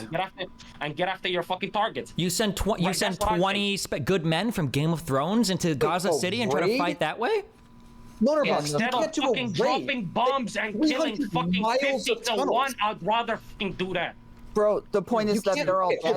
You're sending them on suicide. Lonerbox said something cringe. I need to insult Lonerbox for his cringe. Lonerbox said some cringe. Real quick. You said that they should just do you said that they should just do individual attacks on individual locations, right? Okay, I don't know if you're like autistic, but I said it like it was a question. I asked a raid because it sounded like it was I'm sorry. Let me clarify a few things, right? So, so the problem is that, and Q, and I'm not even trying to be insulting to you. I promise, right? Like a lot of people have like watched. They haven't been in the military, or they don't have a lot of military knowledge, right? Or know a lot of people in it. So a lot of times people's views of the military is made by Hollywood. And or like successful raids by the Navy SEALs. So the first thing we need to understand is that like America's Navy SEALs, Green Berets, Marine Force Recon, like these people are some of the are very small, efficient groups, and they're some of the best in the entire world. And even though IDF has its own SF, they don't fucking compare. Now, Israeli intelligence is okay.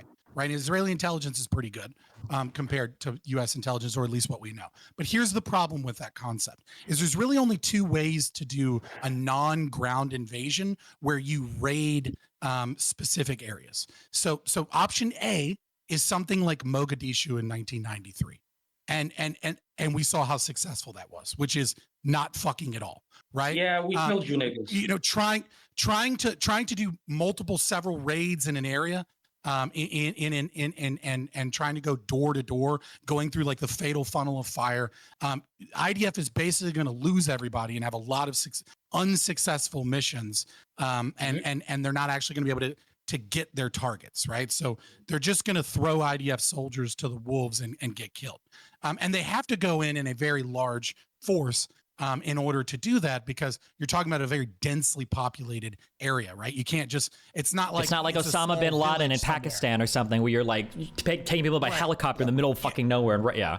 Right. You can't do that like the Navy SEALs did. So all right. Wait. That option 2, which is give me a solution. Then give me a different way. The solution is targeted strikes on buildings that you believe Hamas is operating out of. And if civilians aren't allowed to leave, then that's on Hamas. That's exactly what Israel's doing. I don't know. There's a better way right now.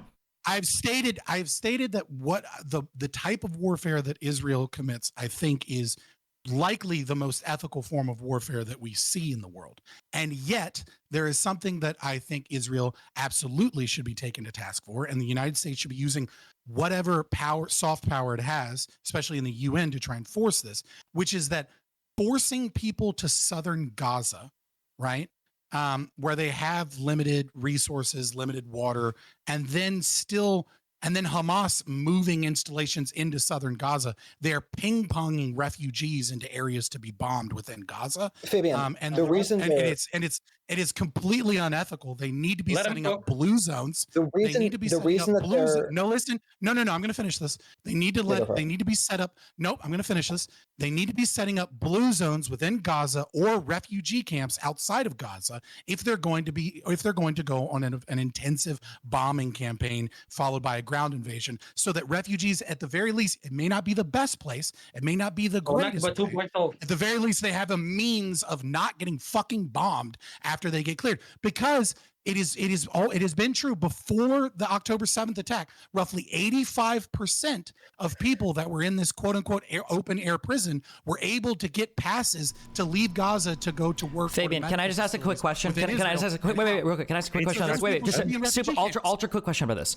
If Hamas won't let people leave buildings that are getting bombed, why do you think they would let people leave to go to refugee camps? So it's not a matter of whether or not Hamas will let people leave. I understand what you're saying, and that there will be people that will ideologically stay there, and there will be people that are forced to stay there. But you cannot take the moral high ground when you are ping-ponging people within this small, isolated area that with limited resources. Then when you say, look, we have a place for them to go to, it's not our fault that Hold on, Loner. Let go ahead. Go ahead. Today's the 31st. Okay, today's the 31st. The shooting happened, the attack happened on the 7th, right? And so it has been a very long time. Everyone expected for Israel to invade by now, but they haven't invaded by now. And the reason for that is because they've given a long the US said, please don't fucking invade. Okay, the reason is that they've given a long time for people to move south so that they can have an invasion specifically of the north. Why do they have to attack the north specifically? Because that's where the tunnels are. There are 300 plus miles of tunnels in Gaza, and so given that, they're not going to be able to have an attack against Hamas. They're not going to be able to ever probably destroy all of Hamas. We were talking about the Taliban. You're not answering what I said, though. You're not answering the critique that they should be setting up some form of blue zone or refugee camp. No, the point is completely ignoring. The other thing you're completely ignoring is that part of the reason they haven't invaded yet is because there's 100,000 soldiers at their northern border, and Hezbollah and Lebanon are fucking eyeing them real close. Okay, you can't just make a refugee camp in somewhere like Egypt, which won't take them, right? And the reason that Egypt won't take them is because they're concerned. There's a fucking whole Sinai Peninsula. I understand. I'm sorry? I'm sorry, not Sinai Peninsula, the desert. Sinai is Egypt.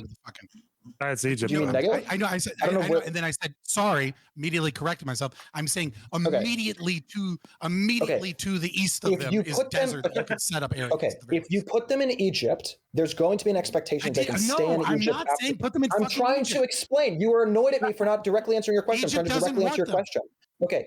Exactly. They can't put them in Egypt because if they left them in Egypt, there would be an expectation that they'd be allowed to stay in Egypt after this was all over. You can't put them into Israel proper because there would be an expectation they'd be permitted to stay in Israel proper after this is all over. And so therefore they have to stay inside of Israel proper, or excuse me, inside of Gaza proper.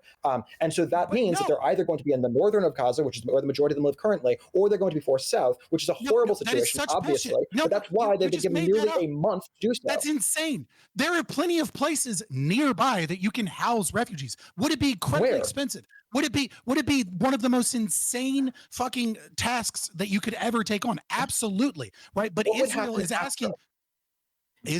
asking for billions of dollars. People are going to give them hundreds of billions of dollars in order to deal with this situation.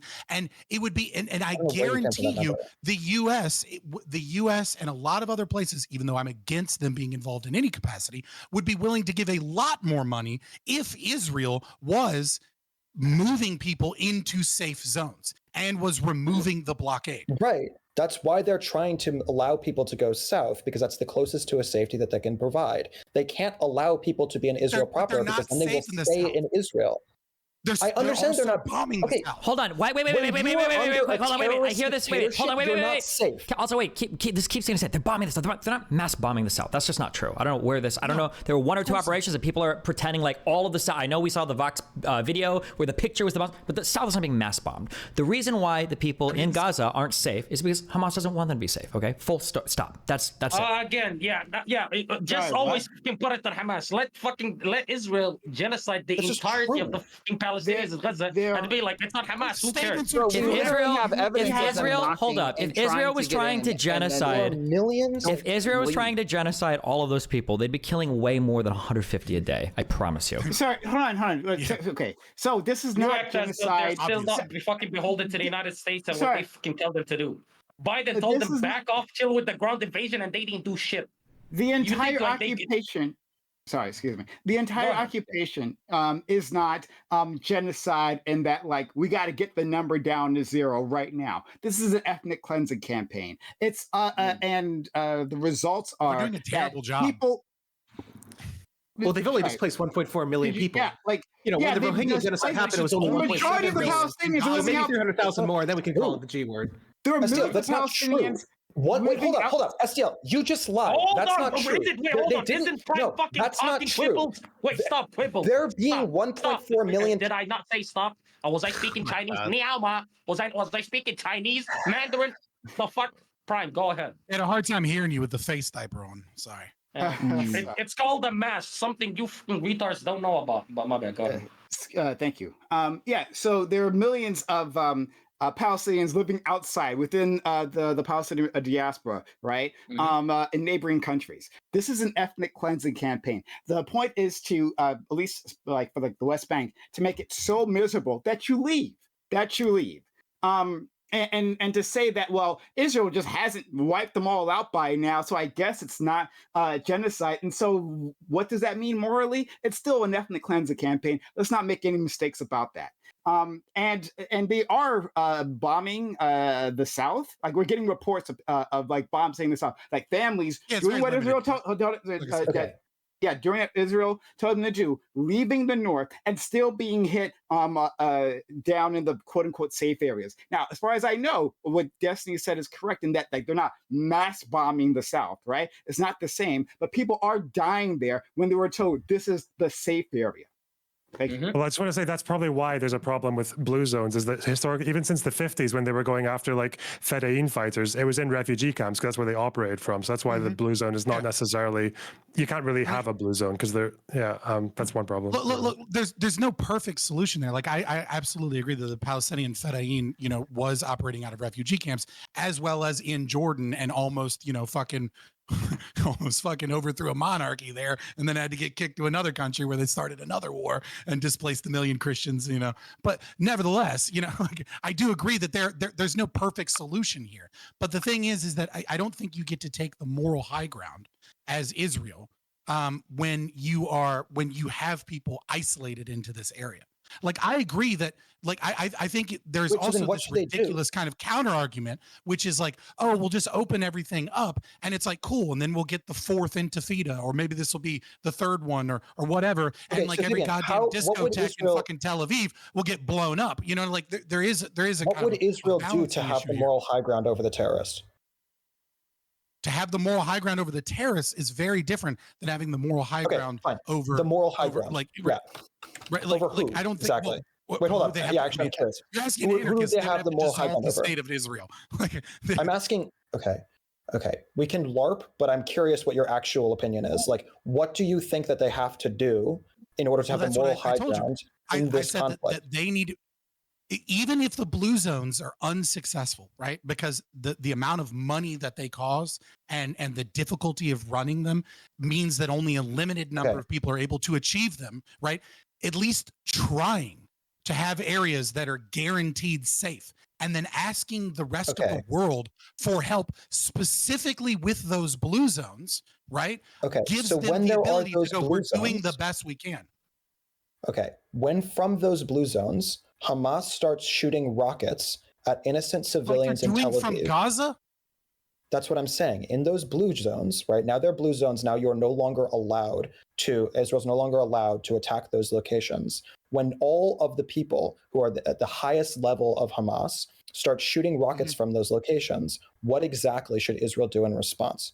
Okay, so what you've done now is like we're moving, like we're moving to like now the new what if is once the blue zones fail. You're saying this is how you get to the moral high ground. I'm trying to understand the moral high ground here, right? Right. So the difference between the two examples of no blue zones versus failed blue zones is that failed blue zones is an attempt to give the Palestinian people a place to go that isn't forcing them into a country that doesn't want them, forcing them into a region that they may have to bomb later, right? Et cetera, et cetera. It is an attempt to the best of their ability to give them safe harbor. I think the issue is real quick.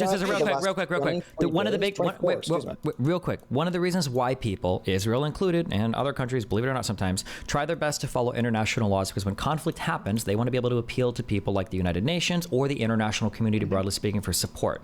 So we can say that Israel attempting to set up blue zones might be a show of good faith for them in order to garner more support from the international community. However, if it is the case that Israel believes that Hamas intentionally operates with civilian infrastructure, right now, Israel can bomb Gaza and say, well, look, Hamas is there. If Israel sets up a blue zone and then Hamas begins operating out of it, and now Israeli soldiers are going into blue zones to kill people, they might destroy all goodwill they have in the international community because now they're seen as attacking refugee camps that they themselves have said are safe.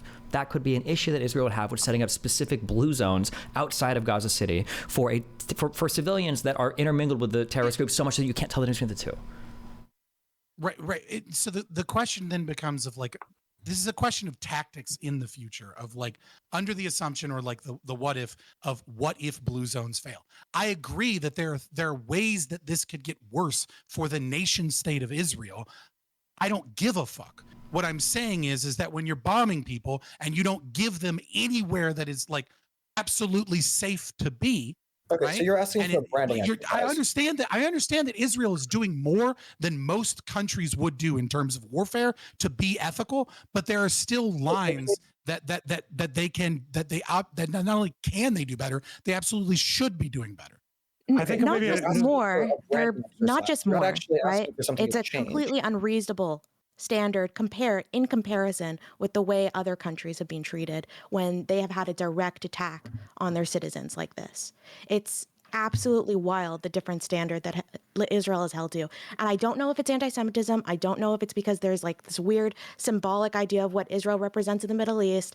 I don't know what the reason for it is, right? But it's very strange.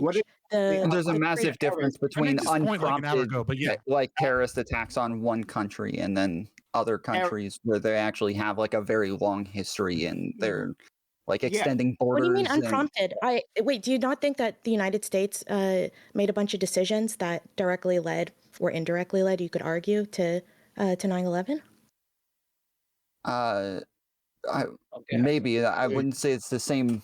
I wouldn't say that those are the same at all. We're talking about some are actually like violent attacks. These are actually like back and forth violent attacks. I agree. It wouldn't be the same, right? Because the brutality of October 7th just does not compare to the brutality of September 11th. I think in both cases, it was pretty clear that the military response didn't make the world safer. We live in the post 9/11 military response world. Are we all safer for it? Is Israel safer for it? Are Americans safer for it?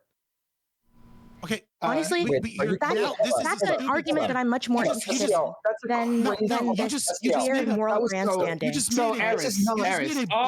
Okay, one at a time. Okay. This is not multiple forever wars. Okay. You made a blanket statement. Which one of us can go?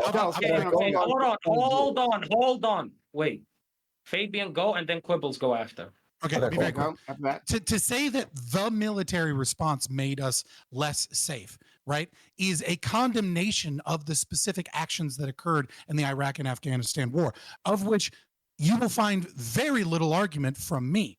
But to say it but when you say it this way, we all know what you're actually saying, which is that any military response makes us less safe, as you have said in the past on other panels with me, and your only response is to have no military action against Hamas, which is absurd, right? So I agree with you that the Iraq invasion was that's wrong.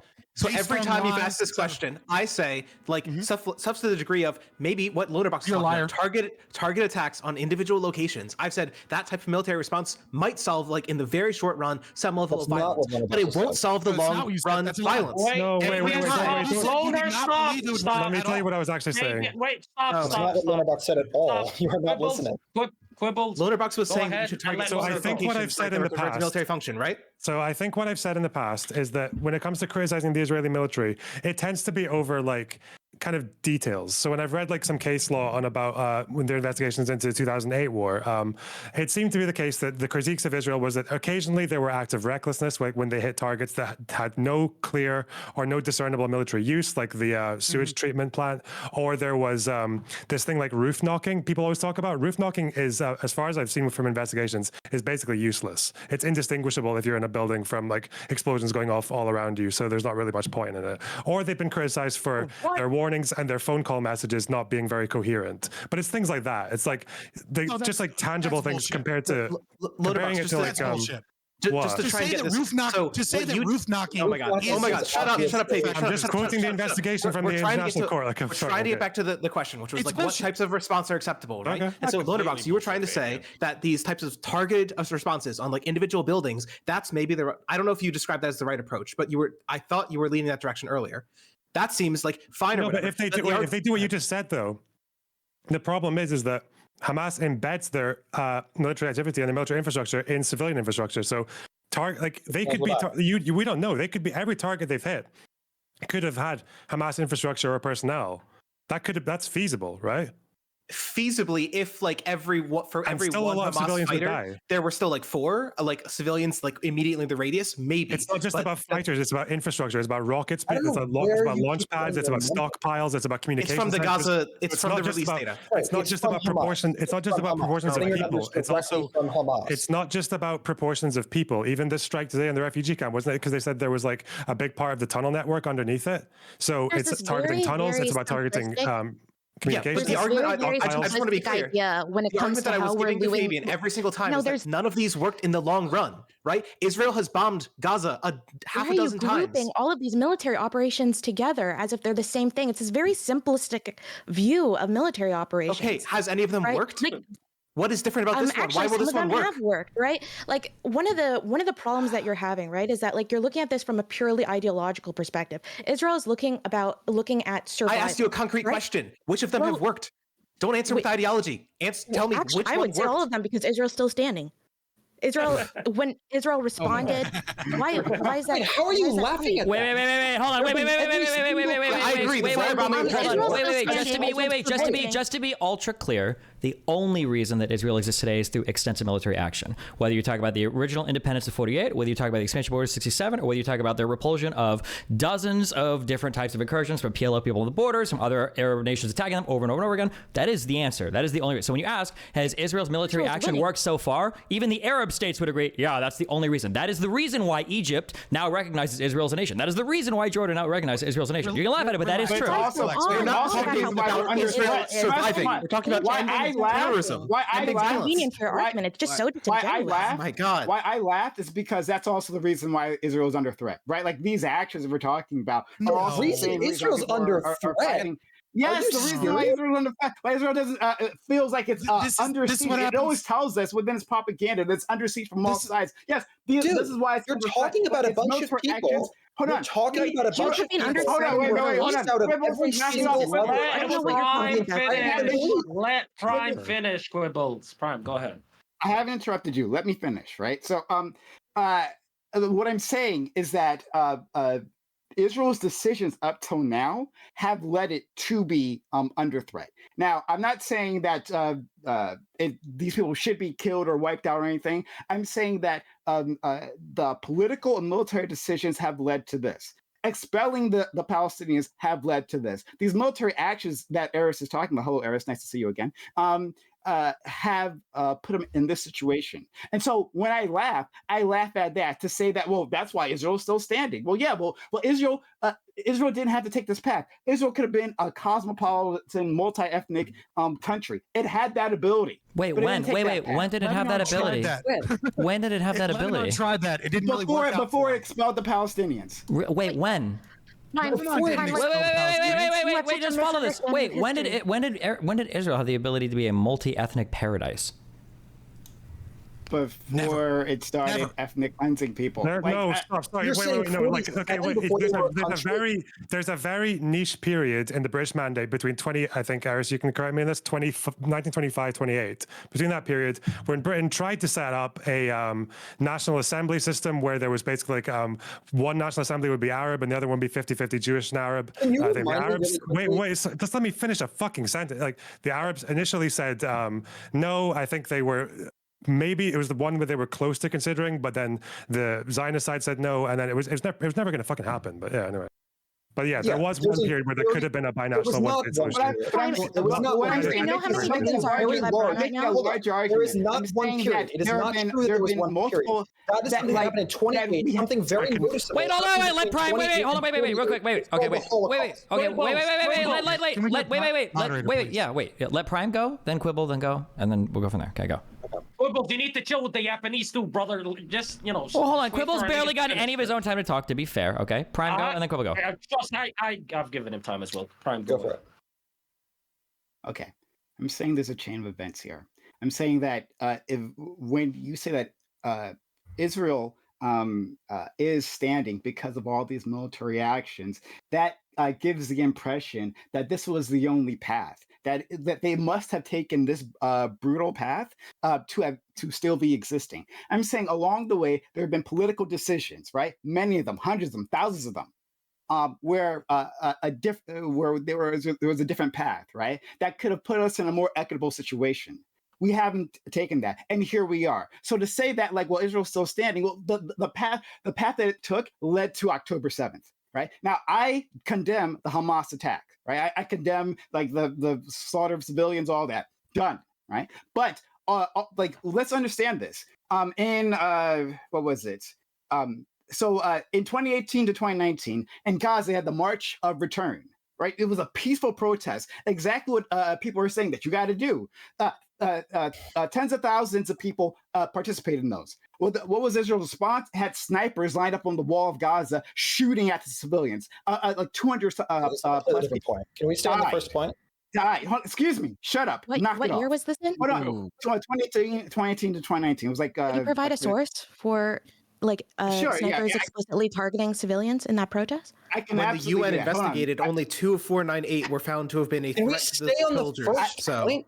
Yeah. Hold on. I'm asking when was there a time when they had a choice? Shut the fuck up. Quibbles, let him finish. So there was the Great March of Return, right? So 2019. The response was those civilians were shot at. Okay, and then the UN puts a report in 2015 that says by 2020 Gaza will be uninhabitable. Right? That's a UN report.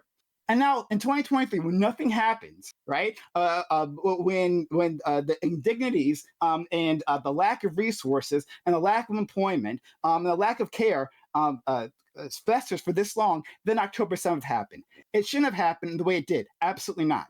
But these are all from political decisions, a chain of events. So I condemn that chain of events. That's what I'm saying. Done.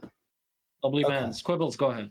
You just said like 15,000 things. I'm not going to respond to all of them. I know Eris is already. Eris is already looking up the thing where you said that they targeted civilians. It's obviously not true. I'm sure Eris is looking it up though. So the broader point is when you make this claim that Israel had this option, this moment in its history where, oh my God, it could have totally have been all kumbaya and lovey-dovey and everything would have been great. And you're talking about 48. You're talking about a time when a bunch of literal Holocaust survivors literally left the camps and literally on foot walked all the way to Israel in some cases, okay, and were literally still in their stripes from Auschwitz. Okay, you're talking about a time when upwards of 900,000 Wait, is this true? Did people walk to Israel from Europe? Every single other country in the entire Is that actually true? East, I feel like I would have read that if that was actually the case. Does anybody know if that's the case? To go into this one tiny location, okay, that sounds like a really, the amount of land, really far walk. all of Israel proper, and also the West Bank, and also Gaza, 1/4 as much land as the land that was stolen from them across the rest of the Middle East. Okay, you're talking about those people who were immediately, as soon as they declared independence, okay, attacked by literally every single neighbor that they have. The idea that they had this moment for kumbaya is just on its face absurd, and you should be ashamed of yourself. Are you saying that? Are you saying that Yeah, the Jew? Are you wait. Are you referring to the Jewish Exodus? Because that happened after independence, not before. It happened. It was over like a 30-year period. Very clear that it was already on that trajectory. But no, wait. So, do you think Holocaust survivors?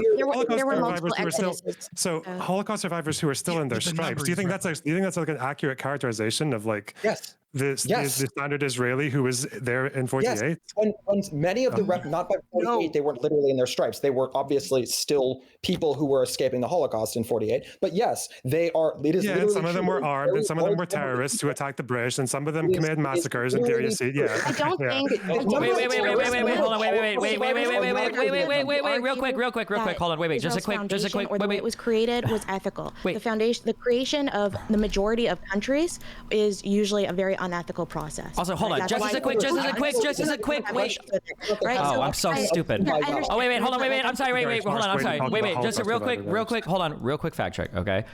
Something from I'm wrong. My understanding is in 1948, the vast majority of Jewish people that are in Israel were absolutely not World War II Holocaust survivors. Those people didn't start immigrating into Israel en masse until after Israel won the initial 48 War for Independence. So the initial people there were, we would call them settlers, right? Or people brought in under the auspices of British, the Palestinian Mandate. Okay, all right. From where? So there's a well, from where? From all of Europe, from the United States, from people from all over the Hold on.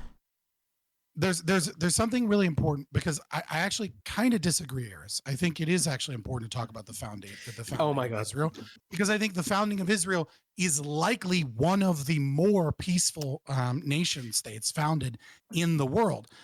You have the Jordanian Mandate. People were fleeing from the Holocaust. I don't think that was the majority of Jewish people in Israel, though. Were people fleeing from the Holocaust? I don't think that's true. The mandate for Jordan. You have a mandate for Palestine. You have a mandate for Israel. All of these, this area is kind of simultaneously promised to three people. You have Jewish Zionist movement that is mostly socialists coming in. Actually, if anything,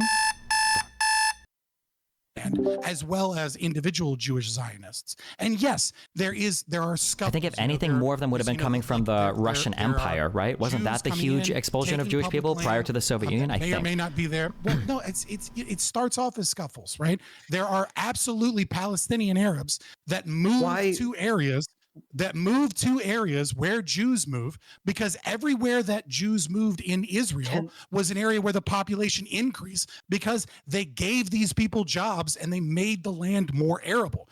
And yes, then you have things like the Jaffa riots that really kick off tensions between these groups. And yes, you have the British doing things. But another thing that's important to recognize is, Destiny says, well, look, these, fairly, because Quibbles is like, invoking imagery of everybody being like a Holocaust survivor in there, which is a little bit over the top. Haganah were still in their stripes.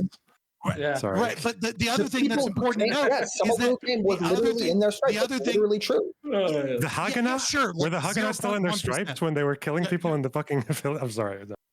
I know that's not true. Listen, what I think he's referring to is in. It is almost. It's so close. So listen. It's also important to note. I feel like the leftists here should really give him reparations in the form of extra time to talk as famous patriarchy. It was also important to note. It was also important to note that when we talk about Holocaust survivors, it was the British that had established the white papers in 1939 that made it incredibly difficult for Jews and Zionists that were escaping growing tensions in Europe to go to Israel where they could buy fucking public land. I agree. Open borders are based. We shouldn't have an ethno state that keeps people out of coming into that. Okay, so then stop trying to stop the Jews from moving into West Bank. If you believe that, stop trying to stop the Jews. Oh my God, man. Yeah, I agree. That's the only reform you would make. If you want to go back to that argument about assuming that not wanting settlers to go to the West Bank is just an ethnic argument, if you were actually asking that question in good faith, you could just say, okay, let's say assume the West Bank is a state. Should Jews be allowed the right to immigrate there? You could ask me that, and I'd say, yeah, they should be. Of course, they should be allowed to. No one's entitled to an ethno state, but you're not going to ask that because you just want to assume that you're not isolating the variable. Okay. The problem with Jewish settlers going to the West Bank is it's occupied territory, not because they're fucking Jewish. Jesus Christ. Is Gaza occupied territory? Yes. Legally, according to some organizations, yes, because of the blockade and the control of the airspace, but I'm asking you, is it controlled by Israel? Yeah, the answer for Gaza is clearly yes. The answer is clearly yes. The border, yeah. The answer is yes, because they control the border? No. And the day-to-day life, it is controlled by the dictatorship of Hamas. They control the population registry. They control who goes in and out. They control what goes in and out. They control the maritime border, the airspace. Hold on, wait. Regardless of that, Israel has literally gone to war at least twice over the closure of the Suez Canal for Egypt. Okay, so Israel clearly recognizes, along with the rest of the world, that blockades are a casus belli for going to war. That is a reason, a cause for war. So if you're having a total blockade on a population, in a way, yes, of course. If it's an extended blockade where you're controlling everything going in and out of a certain population, right, is essentially an occupation. Yes. An occupation. So did we? Okay, that is a very interesting view. So you think that anytime that you blockade someone, that's an occupation? It's not an interesting view. You're just quibbling, as your name suggests. A blockade is one of like 5 variables that makes an occupation. Okay.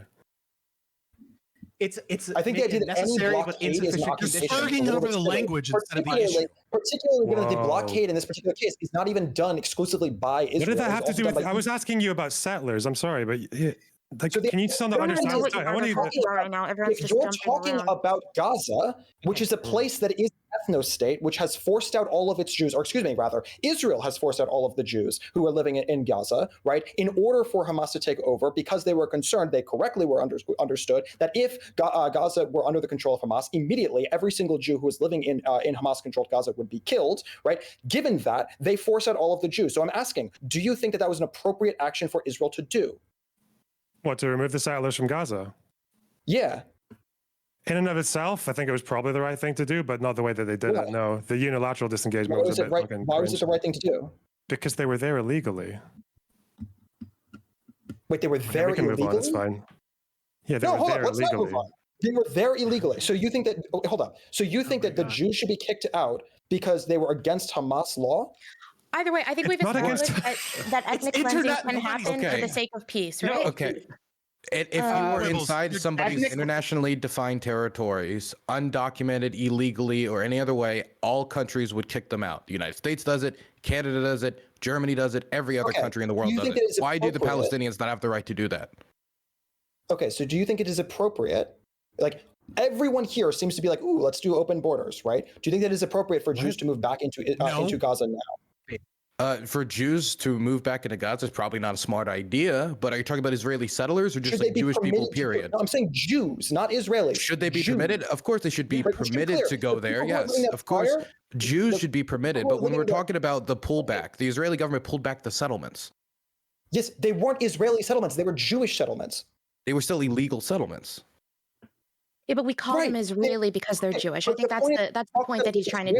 No, wait. We call them, hold on, wait. Let's be clear. We call them Jewish/Israeli settlements because the Jewish people going there are not like randomly stumbling into Gaza from some other part of the world. They're Israeli people that are moving from Israel to Gaza. That's what's happening. That's why they're considered Jewish/Israeli settlements, but that's why they're by Israel. A huge portion of them, yeah. I would agree with you, but there was a consecutive, Gazan Jewish presence that has been there for hundreds of years. There might be some very small numbers. There might be some very small numbers, but the issue is that the ownership of Gaza by Israel is not official territory, right? These are still armistice lines, right? So they don't really even 100% shouldn't even have control of that territory, but they do. They have a full embargo there. So the idea of Israeli citizens buying territory or moving into there is kind of just as reprehensible as the West Bank. It's weird to be buying and moving into a place, buying territory and moving into a place in a place that you have under military control, essentially. Yeah, no. So I thought the issue was that they were extending the border, and that's why you guys would have issues with Israelis moving over there. But if they're just moving there, not but that. They not just don't like extending in any way, don't like then how does this make sense? Oh, do we just all? It has nothing to do. Hold on, wait. Where does? Hold on. The anti-Semitism. You don't like Jews living in the West Bank or Gaza. That's something that you don't like. The problem Jews isn't. large. Hold on. I don't even, like wait. Israeli The problem is not settlers Jews. in the Gaza Strip. Yeah, Why did the Israeli settlers go there? Did they just go there because they aren't Israelis? They're Jews. That's my point. No, they're coming from Israel. They went to Israel. They're coming and then from into Israel. the Gaza Strip. They went Israel and then into the Gaza Strip. For what reason? To build settlements. When you're talking about these Jews, you are talking about people who are literally, explicitly refusing to join the Israeli military, refuse to vote in Israeli elections. You're talking about people who are radical Jews. They are not radical Israelis. They're radical Jews. That's fine that you say that. If you're talking about the settlements who are on the border of the West Bank, that's different than the ones that are inside of Gaza. They're not the same. It doesn't. To call them Israelis is flatly wrong. Do they enjoy protection from the IDF?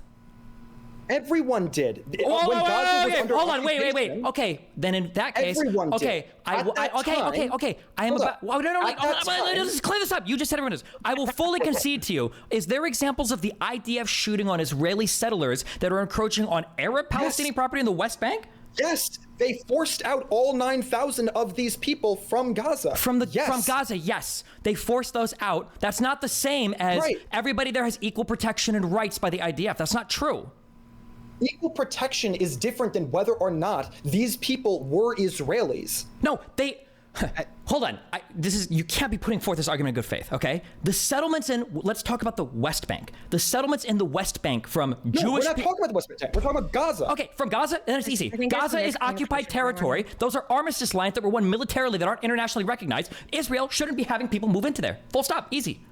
But Israel isn't. These are people. These are Jews. That's the point. They're not Israelis. Who subsidizes the settlements? Were they ever recognized? They lived there the whole time? Not the Israeli government. Certainly not the Israeli government. I asked you in West Bank. Who subsidizes the settlements? No, he's asking you. This is my point. We're talking about Gaza. I actually don't know. I don't know who supported those settlements. The answer is that it's private funding.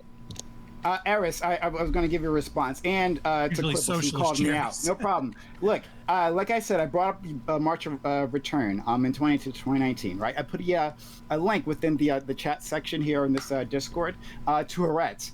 It shows interviewing an IDF soldier who was there. Oh my God! Stop! These are the worst things ever. Not the videos of the one interview. Wait a minute, excuse me. Let me respond, and you respond afterwards, right? So he interviews them, and he talks about how what he was doing, and mostly they were targeting the knees of people who were part of this protest. Who were they targeting? Okay, they were targeting major insiders. What makes a major? Excuse me. Shut up. Hold on. Shut the fuck up. Thank you. What makes a major insider? A person who is has their back to the wall, like the wall between Israel and Gaza, and who's holding a microphone or megaphone. That is a major insider. 200 plus people were killed, 8,000 wounded. They were hitting ambulances. They were when people came and got wounded. So this was a whole operation that happened over the course of a year and a half. So this happened. If you have a source that extends beyond some random dude, okay, then I would like to hear it. Sure, I got plenty of those. One random dude, then I'll condemn your one random dude. Sure, I got plenty of them, no problem. But I've just given you I've given you a person who has got direct testimony of exactly what was happening, and an article talking about that situation. But I guess that's not good enough. No, I can give you another one, but you're bullshitting. Hold on. Could you just DM that to me because it's not loading for me? I've got evidence. I've got evidence from insiders that prove that the American government has alien bodies. Why are we doing this? They work on these aliens. Okay, hold on. Stop. Okay, wait, hold on. Okay, stop. Hold on. Okay, all right. Okay, PrimeCayes is talking about the 2018 to 2019 Gaza border protests. Okay, this was they call it the Great March of Return. Okay, like 3 different, 2 international organizations, okay, Human Rights Watch, Amnesty International, and then B'Tselem or whatever, however the fuck you pronounce it, and UN officials all agree that IDF forces on the walls of this protest were basically shooting and killing protesters, probably for no good reason. I think there were about 500 killed. The IDF claims that it's because they've been throwing rocks and shit. Most independent investigators said there was like 1 or 2 of those deaths that were justified militarily. Seems like the IDF probably acted completely improperly there. Okay, that's yes. Thank you. Which protest we're talking about? Yeah, just called the. You can look up. You don't know. Google the. I'm telling you, Google Great March of Return. Okay, or 2018, 2019 Gaza border protests. Okay, there's several international organizations that have been doing this. Okay. Wait, hold on. It was happening for a year and a half, and he doesn't know what it is. Amazing. I need to correct something from earlier. The original settlements in Gaza were the original. You weren't fucking listening. You were up your own ass. Sorry, I'm done. The original. So, Eris, the thing that I was. Yeah, go ahead. The first proper settlements in Gaza after ’67 were established by the Labour government, not by private owners, anyway. Well, and to speak to one thing, Eris, when I looked up the list of population, there's a wiki page for population settlements of the population statistics of the settlements in Gaza, and all of them seem to have been created in the 1970s or later. So maybe there was a community there that was then organized into the settlement, but. Well, yeah, I mean, these are all Jewish settlements, right? So like they get mushed together. They don't end up as separate settlements. So looking at it per settlement is just not going to get you anywhere. You have to look at it as individual Israelis, individual Jews in the region. But regardless, I completely agree with the pullout of Gaza ideologically. I don't know if I agree with it after the consequences of October 7th. But I certainly agreed with it when it happened. The point that I was trying to get across is that sometimes you have to do population exchanges for land for the sake of peace to prevent something that's far more harsh and far more dangerous. So it's also why it's somewhat disingenuous when you call Israel an ethno-state when basically every state in the Middle East operates off of demographics. Right, when we saw the consequence of those types of demographics on October 7th. So it's very strange to hyper-focus on that when the entire reason why we removed Gazans from the area were because they were Jews. There was no investigation on like, okay, which one are you a descendant of this indigenous person, or no, did you come with this group, right? Or are you from this group? There was nothing. It was just Jews, you're gone. And I think that that's totally fine because I think that was deserved. That land should go to the Palestinians, right, for the sake of peace. And I do think that the West Bank should. But like this idea that somehow demographics and somehow like ethnicity is just like a unique thing that Israel cares about is just not true. It's a norm for the region, and it's a somewhat needed norm because of the historical animosity between different ethnic groups of the region. I'm fucking confused because nobody's pushing back on the fact that she just said that it's the norm for the region to be like fucking ethnically based when like 99.9% of Q. Let's say Israel just rams fucking Jewish immigration for 20 years, and in 20 years there are 80% Jews living from the river to the sea, 80%, 20% Palestinian, and then they say, all right, we're going to free Palestine. It's a free Palestine from the river to the sea, one state, we all get voting rights. Would that be cool?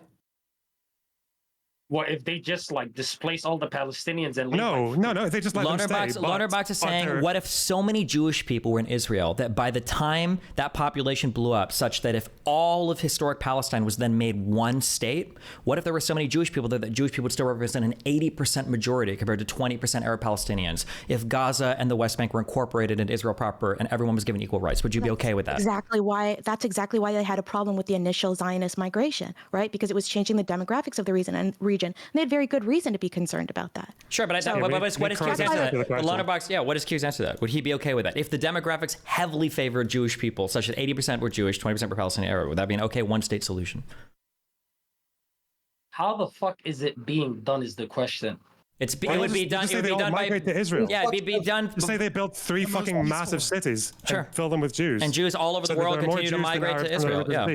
Yeah, and then they just say, okay, now it's one state. We'll call it Palestine. But there's like 80% Jews living there now. Who gives a fuck? As long as you're not killing the Palestinians, right? You'd be okay with that? Okay. What Palestinians are not okay with that? You think the Palestinians would be okay with that? With being that 20% minority in Palestine? if it's first of all, if it's called, I'm just going to give the answer to you. They would not be okay with it. They would be very majority angry of with that. Palestinians will only accept a state where they have the majority control. That's a statistic. Okay. A majority of Israeli Jewish people also support removing all Arabs from the country. It's like 40 to 50%. Absolutely. Wait, are you saying that's a Kahanist perspective? Are you saying the majority of Israelis are Kahanists? Yeah, no, wait. The polling data shows that I think around like 45 to 47% of people in Israel, or might even be a little bit over 50, support removing all Arab Palestinians from the region. However, an even higher percentage of Palestinians poll favorably. I think it's like 75% that action should continue against Israel, even if they had a one-state solution to continue to expel Jewish people from the region. So, I mean, like, both sides fucking hate each other. Whoa. Okay. And to speak to that a little bit, the thing that is being... Go ahead. Oh, sorry. Fine. This idea that we shouldn't push back on this is I think we kind of already saw some of it, but it's really, really important to also understand the historical context in the sense that before Israel is even a state, right? The British are having to step in to separate and make it illegal for Jews to move into areas where they are afraid that there will be too many Jews in an area, which would thus make it a majority Jewish area. It is the British with the white papers that are intentionally making sure that Jews only settle in certain areas because of the historical fact that Eris and Lonerbox are discussing. Wait, Fabian, are you saying that the fault of this entire conflict between two indigenous peoples fighting over land is actually the actual colonial power, Britain? Right? Wait, hold up. Hold on, real quick. Wait, hold on. Just real quick. Because hold on. Because that was an insanely ridiculously that was a ridiculously pro-Zionist take. Britain did not materialize out of nowhere the desire to create Israel. Okay, this was through insanely aggressive, quasi politically militant action by pro-Zionist people across Britain in order to get things like the Balfour Declaration to actually be declared so that they can have a place in Palestine carved out for them. That didn't come out of nowhere. It wasn't just Britain that did that, to be fair. What do you mean have a place in Palestine carved out for them? As in Jewish Zionists prior to the Balfour Declaration were trying incredibly hard to get Britain to try to carve out some place that they could be moved to that the Jewish people could have a country for, and it ended up being in the Middle East. Sure. So who is going to take over Palestine and Syria? Palestinians, the people living there, the Arab Palestinians? Okay, so the Palestinians whom have never had a king and have never had a ruler in that area. Why does that matter? Hold on, I'm sorry. But at the same time, from the 30s to the 40s, didn't the exact same thing happen in Syria and Iraq? Didn't literally both of those groups of people protest? Wasn't that the impetus for the 36 to 39 Arab revolts? Is that they saw other Arabs in the region revolting and then getting their own states? So if those guys could do it, why couldn't the Palestinians, the Arab Palestinians? Right. The British promised people this power or these states of their own, so long as they worked to overthrow the Ottomans, right? That was one of the promises made, sure. Mm-hmm. Yeah, right. But I'm just saying that other Arabs that didn't have their own individual states, I don't think the Iraqis or the Syrians didn't have their own individual states, but they managed to revolt against the British people that were in the territory, and then they got their own states. So the Arab Palestinians probably thought they could have theirs too. Right, but see, here's the thing: is that these people who have never had a king, never had a government, and never had power, the British said, you can have this area, an area in the region. And they said the same thing to the Jordanian monarchy. And they said the same thing to the Jews. And so the question is why is it specifically problematic for the Jews, but not for the other two? Because the other two had already been there for hundreds and hundreds of years. So had the Jews were like 6,000. There were 6,000 Jewish people in the region. There were Jewish Palestinians. Yeah, right. There were, but they were a smaller minority compared to the Arab population who lived there, right? Yes, you're right. And also during the Roman Empire, you had roughly 2 million people living in a region. And after the diaspora, after they were forced out, those numbers dwindled to a few 100,000. all the way up until this time. I totally agree. And if we want to do a panel, criticizing the Romans expelling Jewish people from Palestine, we can do that. But that's not what we're talking about right now. Jesus Christ. Okay. The point is when you're talking about the idea of like why power and states were established in the region. No, I'm not trying to dismiss the idea. I'm just saying that, listen, if you want to talk about like ultra historic people's rights to some land, that's fine, okay? But the difference is that the Arab Palestinians were already there. The Jews had already been expelled. The Arab Palestinians have been living there for at least, 500 years at least? Right? So, yeah. Okay, so Stephen, how long after you've been ethnically cleansed from a region do you cease to have claims to that area? Do your descendants cease to have claims to that area? I don't know how long it would be, but if you're already completely gone and another group of people is already there, they probably... You're not completely gone. Careful. No. You're not completely They gone. were essentially... There's still 600,000 of you there. You're not completely gone. Hold on. Wait. There were 600,000 Jewish Palestinians? Yes. No. Yes. 6,000. 6,000. Stop. Wait, hold on. Wait. Wait. In 47, prior to this, not 47, before the Balfour Declaration. Yeah, you guys are dealing with different time periods. Yeah, stop. The whole of the Palestinian exodus, okay, in 48 was about 700,000 Arab Palestinians, okay? There's no way there were 600 Jewish Arabs or whatever there prior to Britain shipping people in. 600,000 Jews. No, in 47 there were 600,000 Jews. You're using different times. We're talking about the Balfour Declaration because that's when Britain started allowing them to move in. We're talking before Britain, okay? In like 1800 or whatever, there were like 6,000 Jewish people. 6,000. Wait, what year? 1900. Before Britain started bringing all of them in, that was the thing. That's why the Arab Palestinians were mad there. Is because Britain had a mandate on the territory, and then a whole bunch of Jewish people started moving in. That's why the people that had been there for hundreds and hundreds of years were getting upset, right? It was like 2 to 3% of the population was Jewish. That's why they were an area upset. that even during Roman times could have supported 10 times the amount of people, right? This is kind of. I want to know another reason why they're upset. What year are we talking about? If your argument is that that the Palestinian people deserve a state because they live in the region, so that's the right to statehood, then why does that not apply to Jews that move there later? What right do people have to a state? Is it an ethnic right? Because the right. Hold on. Wait. We don't have to guess. The right is the UN Charter. Okay, in the 40s said that a group of people living in an area, okay, have a right to self-determination. That they have a right to not be military infringed upon, or other people will conquer them. So then you're pro state of Israel being established in this regard.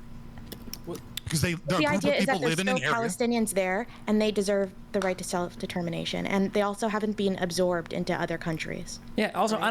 Let's say we get to 1917, right? Let's say we get to. But regardless, the main reason why they were upset, not just because of demographics issues, that the area in general operated pre-Israel Palestine operated in a very feudal-like system that was a carryover from the Ottoman Empire. So all these, the majority of the Arab lands were not actually owned by those individual Arabs who were working the land. They were owned by these wealthy Arab landowners. Yeah.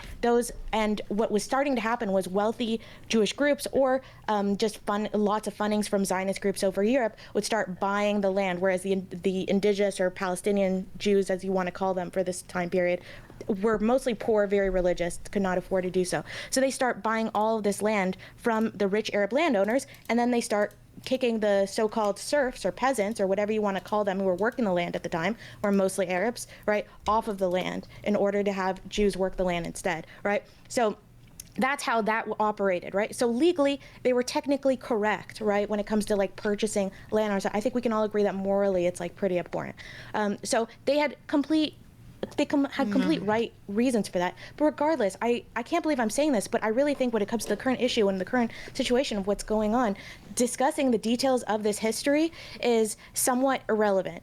And which feels like a lot coming from me, but it's somewhat irrelevant, right? When we're trying to actually talk about what's going on with Israel and what's going on with Palestinians, because Palestinians are very divided themselves on how to look at the past regardless. So right now you have right now you have a country, the country of Israel, which is an established country, recognized by the majority of the world, right?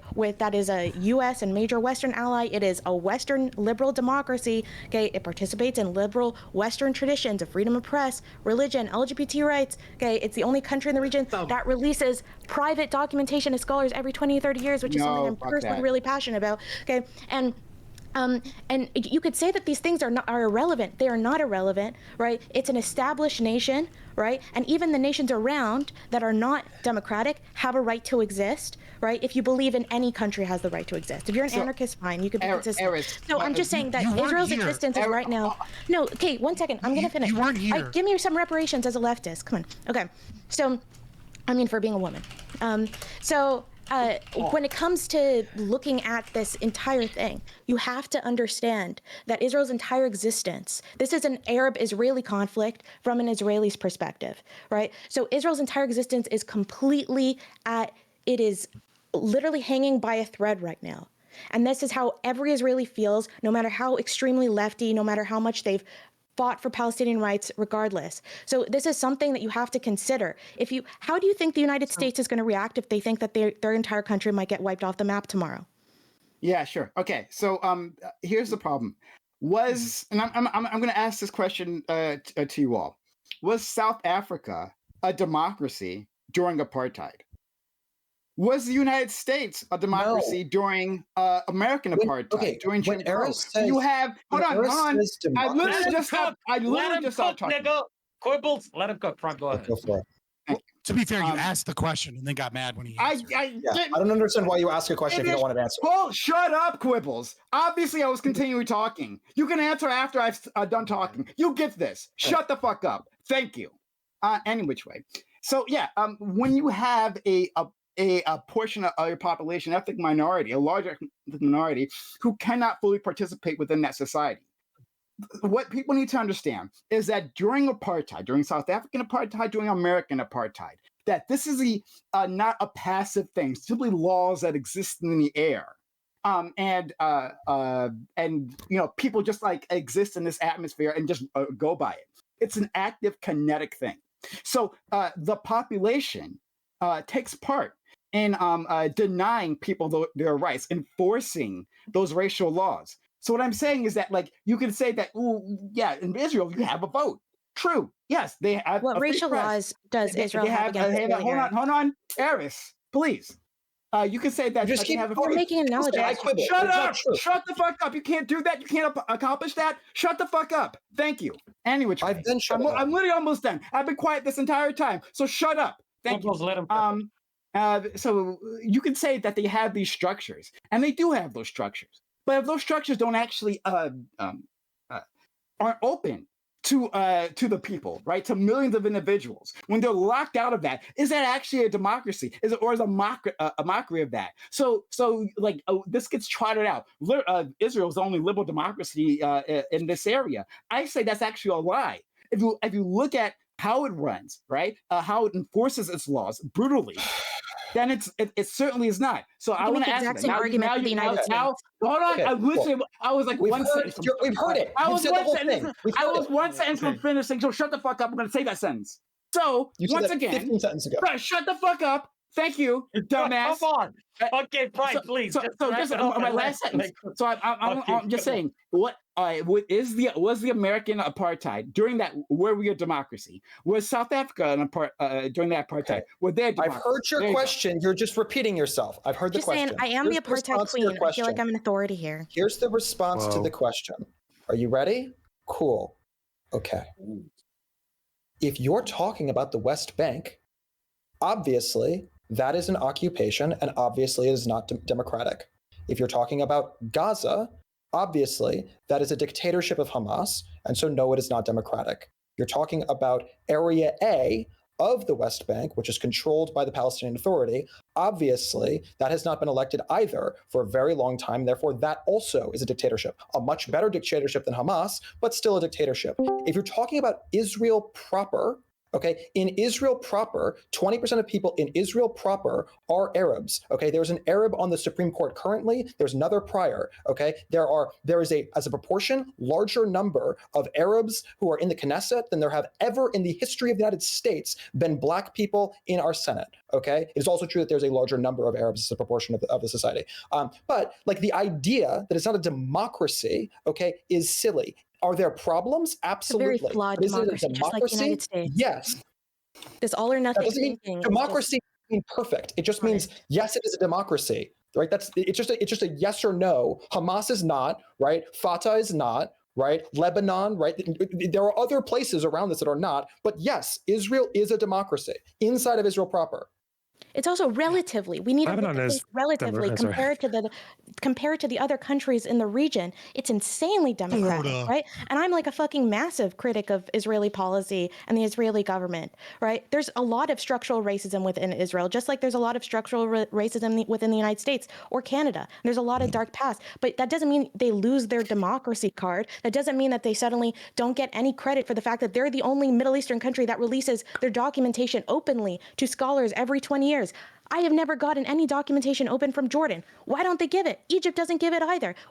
These things are relevant, right? These are things are relevant. We should care about this. I'm just saying. I don't know why, because there's flaws that they somehow just lose that card. It's just such a strange idea. A massive military occupation that's lasted for decades, right? That's killed thousands of people. Yeah, I know. I get you acknowledge that flaws exist. I'm getting that. I'm just remembering what the flaw is. It isn't that places are being gerrymandered. That's not the flaw, right? The flaw is there's a massive. Wait, I thought America was committing a genocide against trans people. What the fuck? Okay. That's always what I've been hearing. I'm just gonna say sorry, just for Prime. Sorry, the reason people call Israel apartheid is not because like they're saying it's like South Africa exactly, like it's an apartheid state. They say it because the occupation has made the state so embedded in Palestinian affairs, especially in the West Bank, with the settlements and with the fact that they've already annexed parts of it. They clearly have ambitions to annex more. Is that they already live in a one-state reality, and if you think of it in that way, then it's if it's functionally kind of just like one state anyway, then that's why they see it as apartheid, because that's where you actually do have unequal rights. That's the argument they would generally make, but I don't know if I agree with that 100%. One of these fucking deals and govern themselves. My response to that which deal should the Palestinians have accepted? Fucking one of them. Which one? Okay. Wow. Jesus Christ. Okay. If you're going to which one? Select item from list. Fucking 67, you know what I mean? Fucking one of them. 67. What? 67 when they told fucking Egypt to take Gaza and Jordan to take the West Bank back. The Palestinians should have accepted that. Proud three-state solution. I just want to say the only reason why we know that Israel committed an ethnic cleansing in 1948 is because they released their documentation. To this day, Jordan has not released any of their documentation about what they've done. Is that good? Jordan norm for the region. So when you use these terms and you don't apply them equally, it seems really strange. I am a lot of places in the Middle East are not democracies. They suck. Is Egypt a Holocaust state? I don't. So is Egypt a Holocaust state? So Loner, I have no idea about the history of Egypt, so I literally cannot tell you. They forced out more Jews than Germany. That's great. I mean, that's are awful. They a Holocaust state? Excuse me, that's awful. Wait, hold on, wait. Egypt killed more Jews than Germany? No, not killed. Forced out a larger number as a percentage of their Jews than did Germany. Okay, wait. A larger number as a percent, a larger number of percentage of their population. That's a way different statement than what's initially made. Okay, gotcha. Fuck with your points. I meant percentages. I apologize. I meant percentages. A lot of countries have really fucked up ethnically bigoted stuff in their past. The argument that we're getting here is that Israel continues to have fucked up ethnically bigoted stuff right now. Yeah, and I don't sign on to what Lonerbox says. Though, right? If you're going to make a comparison, like three people are talking. I just want to be. This is incomprehensible. I just want to be clear that I don't sign on to no one can hear you. Please stop speaking. Yeah, if you're going to make the comparison, yeah, go ahead. If you're going to make the comparison to apartheid in relationship to the West Bank, I think that may be somewhat legitimate if you are likewise willing to make the comparison of Ethiopia or Iran or any number of places across both in Northern Africa and also the Middle East, which forced out as a percentage of their Jewish people a larger percentage than did Poland or Germany. I agree. That's not apartheid. Okay, that would be like removal. That would be persecution or ethnic cleansing. That wouldn't be apartheid. I don't know that history. Does anyone in this chat support ethnic cleansing? Hey, one at a fucking time. It's not a matter of whether or not you're It's not a matter of whether or not you support ethnic cleansing. It's a matter of whether or not you're willing to condemn with the same level of forceful terminology the ethnic cleansing of the rest of the Middle East as the you're Middle East talking in the about. 40s? You think I would support the Middle East in the 40s? There is the ongoing to great. It's not a matter of whether a lot of those cases were monarchist fuck. Oh my there God. is the ongoing to great conflict doesn't get any attention within the Western media, and thousands of people are dying, and it's an ethnic cleansing campaign. I condemn that just as much. I want to bring more attention to that. So I'm 100% with you that a lot more countries need to be condemned, and I'm certainly willing to condemn America. So I don't know what this argument is. So like I disagree with Lonerbox talking about Israel's a little different from South Africa. I think actually the structures that we see in South Africa are very much mirrored within Israel, at least within the West Bank. So I'm actually perfectly comfortable. It's a very clear difference, right? It's not based on a racial group; it's based on a national group, right? I don't have the same rights as you in the United States. Yeah. Sorry, excuse me? When I go to the United States, I don't have freedom of movement, right? I don't have the right to do a bunch of things. So am I being discriminated? Is that apartheid against me as a Canadian citizen? You have the freedom of movement within the United States. What are you talking about? I don't think she's not a citzen. Canadian. She's Canadian. We're talking about it's a bit different when you're talking about people living in their homes, that's okay. right? But like in their but when you're in the United States, you can freely move in the United States. What she's saying is there are restrictions. The reason why it's different is I would call it an illegal occupation, right? That's like a much better descripptor than apartheid, right? Because Arabs within Israel are treated on the whole equally. So it's just dishonest. It's so dishonest to what happened in South Africa. Bullshit. Okay, so one, the Constitution extends to people within America, right? So even if you're not a citizen, you still have rights. You still have protected rights. So let's put that aside. Talking about is Israel, that true? Right? Non-citizens have the same rights as American citizens? I don't believe that's true. Not the same. The Constitution does extend to them. Yes, they do. I'm just saying. I don't believe so. Right. No, they literally have freedom. You can't work with an occupation. It just doesn't legally work together. Prime. Even the people who make the apartheid argument are not saying it's analogous to apartheid South Africa. They're calling it apartheid. They're calling it No, they're fucking retarded. They're calling it apartheid because it's a crime. That's why they're referring to international law against the crime of apartheid. That's what they're saying. Yes, it is. Okay, well, all right. I'm making my argument. That I don't care about their argument. That I'm making my argument, right? So if you think it's just me, that's fine. I'm saying that, like in apartheid, for instance, they gave you passes, right? And every one of the blacks, right, had to carry these passes, and the passes determined your movement. If you were the wrong age, or like I don't know, your birthday was wrong, whatever the fuck, like you couldn't go this place to point A or rather point B. The same thing is true within the West Bank, right? They have checkpoints all over the place to break up commerce, to break up movement, and they don't allow people to move around. They have separate roads, right? They have the Jewish roads, the highways, and then the dirt. Separate IDs as well. Sorry. Yeah, okay. Okay, I'm just saying that's really good. That's really good. That's your take, Prime. But I'm just saying the steel man. That actually makes excuse me. Then I edited it. Then I'm talking about myself. Was I like 3 words into a sentence? Wait, Prime. Let Loner go. So the steel man of people calling it apartheid, and the reason B'Tselem and Amnesty and Human Rights Watch call it apartheid is because they're referring to it being a crime under international law, and because the crime of apartheid has not been recognized that many times since South Africa, it's got quite a lot of wiggle room for interpretation. But what they generally refer to is it's the practice. It's like a practice that happens under territory that they have a level of control of. And I think the level of control they have under the occupation is enough that it's like quite similar to it happening as if it would under one state. That's the argument they give. Lonerbox, how does that level of control? What are the mechanisms for those control? Can you explain those mechanisms to everyone? What mechanisms? What the apartheid mechanisms? You're saying that there's a level of control within the West Bank, right? And because of this control, like people call it apartheid, right? So what are those mechanisms that people are saying is apartheid? So even in Israel proper, I think there's a law where I think the nation state law was kind of why B'Tselem kicked off with it. I think the checkpoint system and like the policy of like generally like Hafrada, I think it's called, and then even in Israel proper, you could argue there's a law which allows developers to reject people's rights to build up property in certain areas if they think for ethnic reasons. Just on the grounds of ethnic reasons. Sure. And they would say that like falls under the legal definition of a system implemented with the intent to maintain like a domination of one group over the other. Can you describe the West Bank? Because that's what I asked you about. Well, yeah, the West Bank would probably be the splitting up of communities. The fact that an Israeli can drive through Israel and the West Bank without having to like go through checkpoints, or the fact that there's like some towns there are even like separate road systems for Israelis and Palestinians. And I think you could also make the argument that the unequal distribution of certain roads too. Yeah, that's why it's called apartheid. Apartheid. Yeah.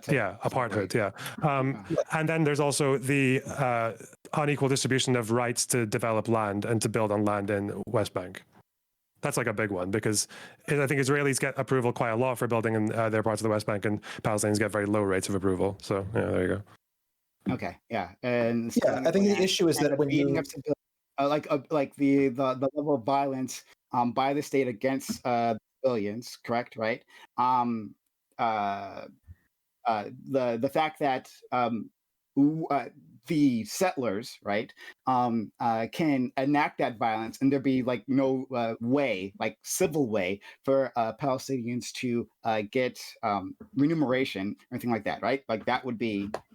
I do think you have some options for recourse as a person of the West Bank if you're attacked by a settler. I don't think it's just like they can just murder anyone. While it is true that you can't just like indiscriminately murder anybody, it does seem to be the case that there's a history of IDF soldiers killing civilians. It gets investigated, even by the Israeli military. They determine that improper actions happen, that somebody's killed indiscriminately, and then the punishments for the soldiers are unbelievably soft sometimes, like to the course of like 1 or 2 years of like you're either suspended or like in jail for less than a year for like murdering civilians, which is pretty crazy. Yeah, and also the fact that like if you're like an outposter, you might even have more rights than somebody who lives in the West Bank. I think we can all agree that the consequences should be much more severe, right? Israel has a lot of work to do in how it treats a lot of its populations, right? Yeah. Using the term apartheid is something that I disagree with. I do agree that it could become apartheid, and there's, especially with the national law that happened in 2018. I think that it's getting much closer there. One sentence. All I'm saying is that like if you don't agree, one sentence. You cannot. Okay. Both of you are getting fucking muted. What the fuck?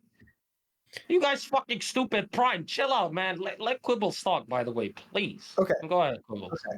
The frustration that I have is that when people call it apartheid, they are by definition calling the entirety of it Israel, right? So you can't simultaneously believe that the West Bank is not part of Israel and also call it apartheid, right? It's, if you want to call it an occupation, valid, but there's a difference between occupation and apartheid. Apartheid requires that it's the same country. No, it doesn't. Not legally. What?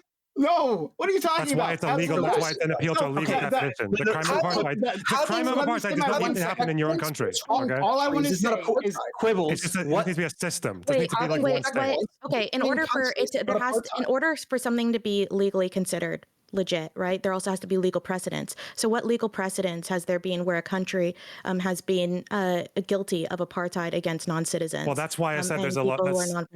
Well, that's why I said that there's quite a lot of wiggle room in it, because there hasn't been much precedent, right? Well, and I think also, sorry, go on. And because Israel is unique in this situation, right? That like this form of like extreme occupation for an extremely long period of time, something that we have very rarely seen. I don't know, like what East like Indonesia maybe. I don't know any other examples. Most countries literally just genocide or kill those populations instead of do this, right? So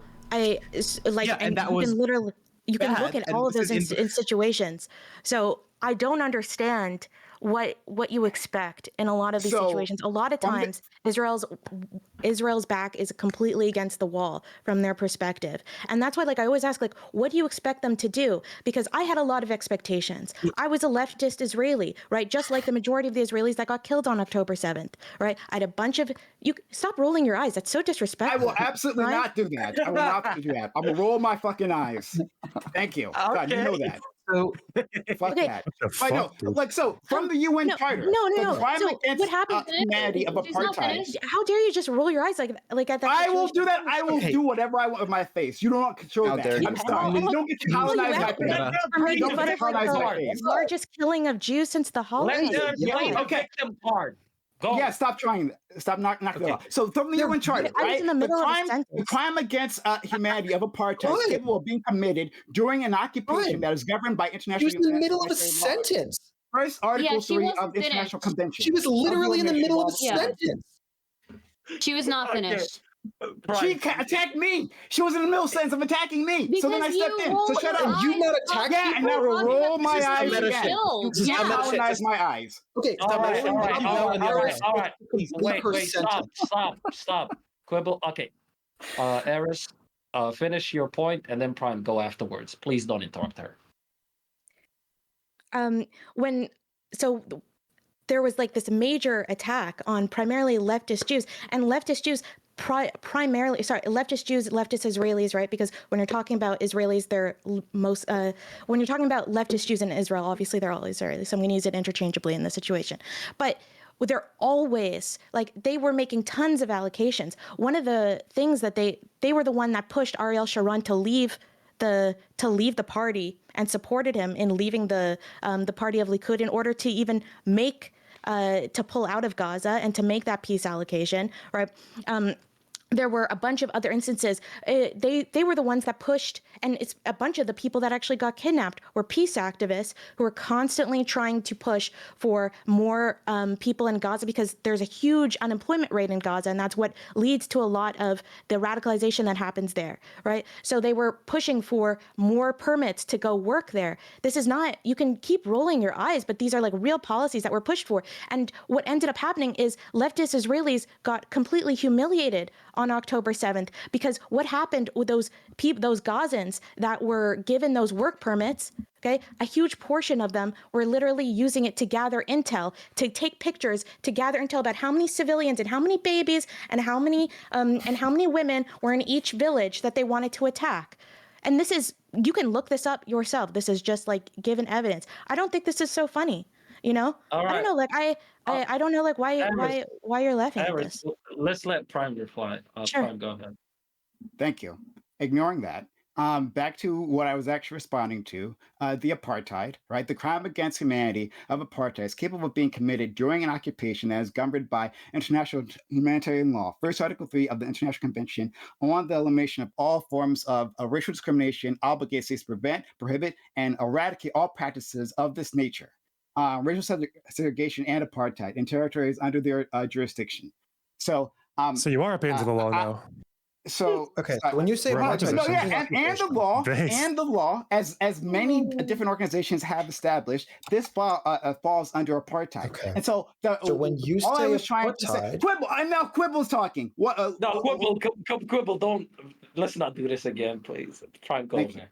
So when you say, like, you don't feel like this is apartheid, right? I don't care about how you feel, whether it's apartheid or not. What I'm saying is that there are actual practices that are more than both. And if you don't think these are the same, I think what it means is that you're not familiar with South African apartheid.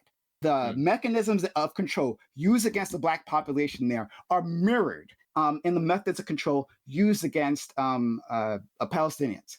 I don't think that's true, because there's Palestinians that are actually in government in Israel. There's they have freedom. They're able to vote. They engage in democracy. Like beyond the Supreme Court. It's not like when you're talking about the mechanisms of control, they're not really as similar. If you're saying so is the standard of like any crime right, that the facts of the crime must be literally exactly the same, or it's no, not. It's not to have to be exactly the same. It's that when we use the word, that's what we're referring to. I think. Hold on. When we talk about, I think say apartheid. I think when we talk about say the word. That's what we're referring to. I think when we're talking about apartheid, if we're being good faith, okay, I think generally when we talk about what we feel like apartheid is if you have a country and then that country has policies that are literally separating out racial groups in terms of the rights allotted to them, right? This is a horrible thing that all of us should be opposed to. I think the difference is that for Israel, these are occupied territories. The situation is quite a bit different. If this was a one state thing and it was all one country and they were giving explicitly different rules for Arab Palestinians, I think all of us agree that would be horrible. I'm sure most people here would say, yeah, we can call that apartheid. But we're dealing with like a military occupation of military borders, armistice lines. It's a bit different, I think. Well, let me ask you then, but Justin. You think, but Prime, that's please. these organizations. Wait, Prime, let's let somebody else get it as well. Oh my God. Oh, shut up, Quibble. Yeah, what's up? So I was going to ask you then, so with what you just said, let's assume Israel annexes all of the West Bank tomorrow and everything else, all else equal, everything else stays the same. Yeah. Would you call it apartheid then? Absolutely.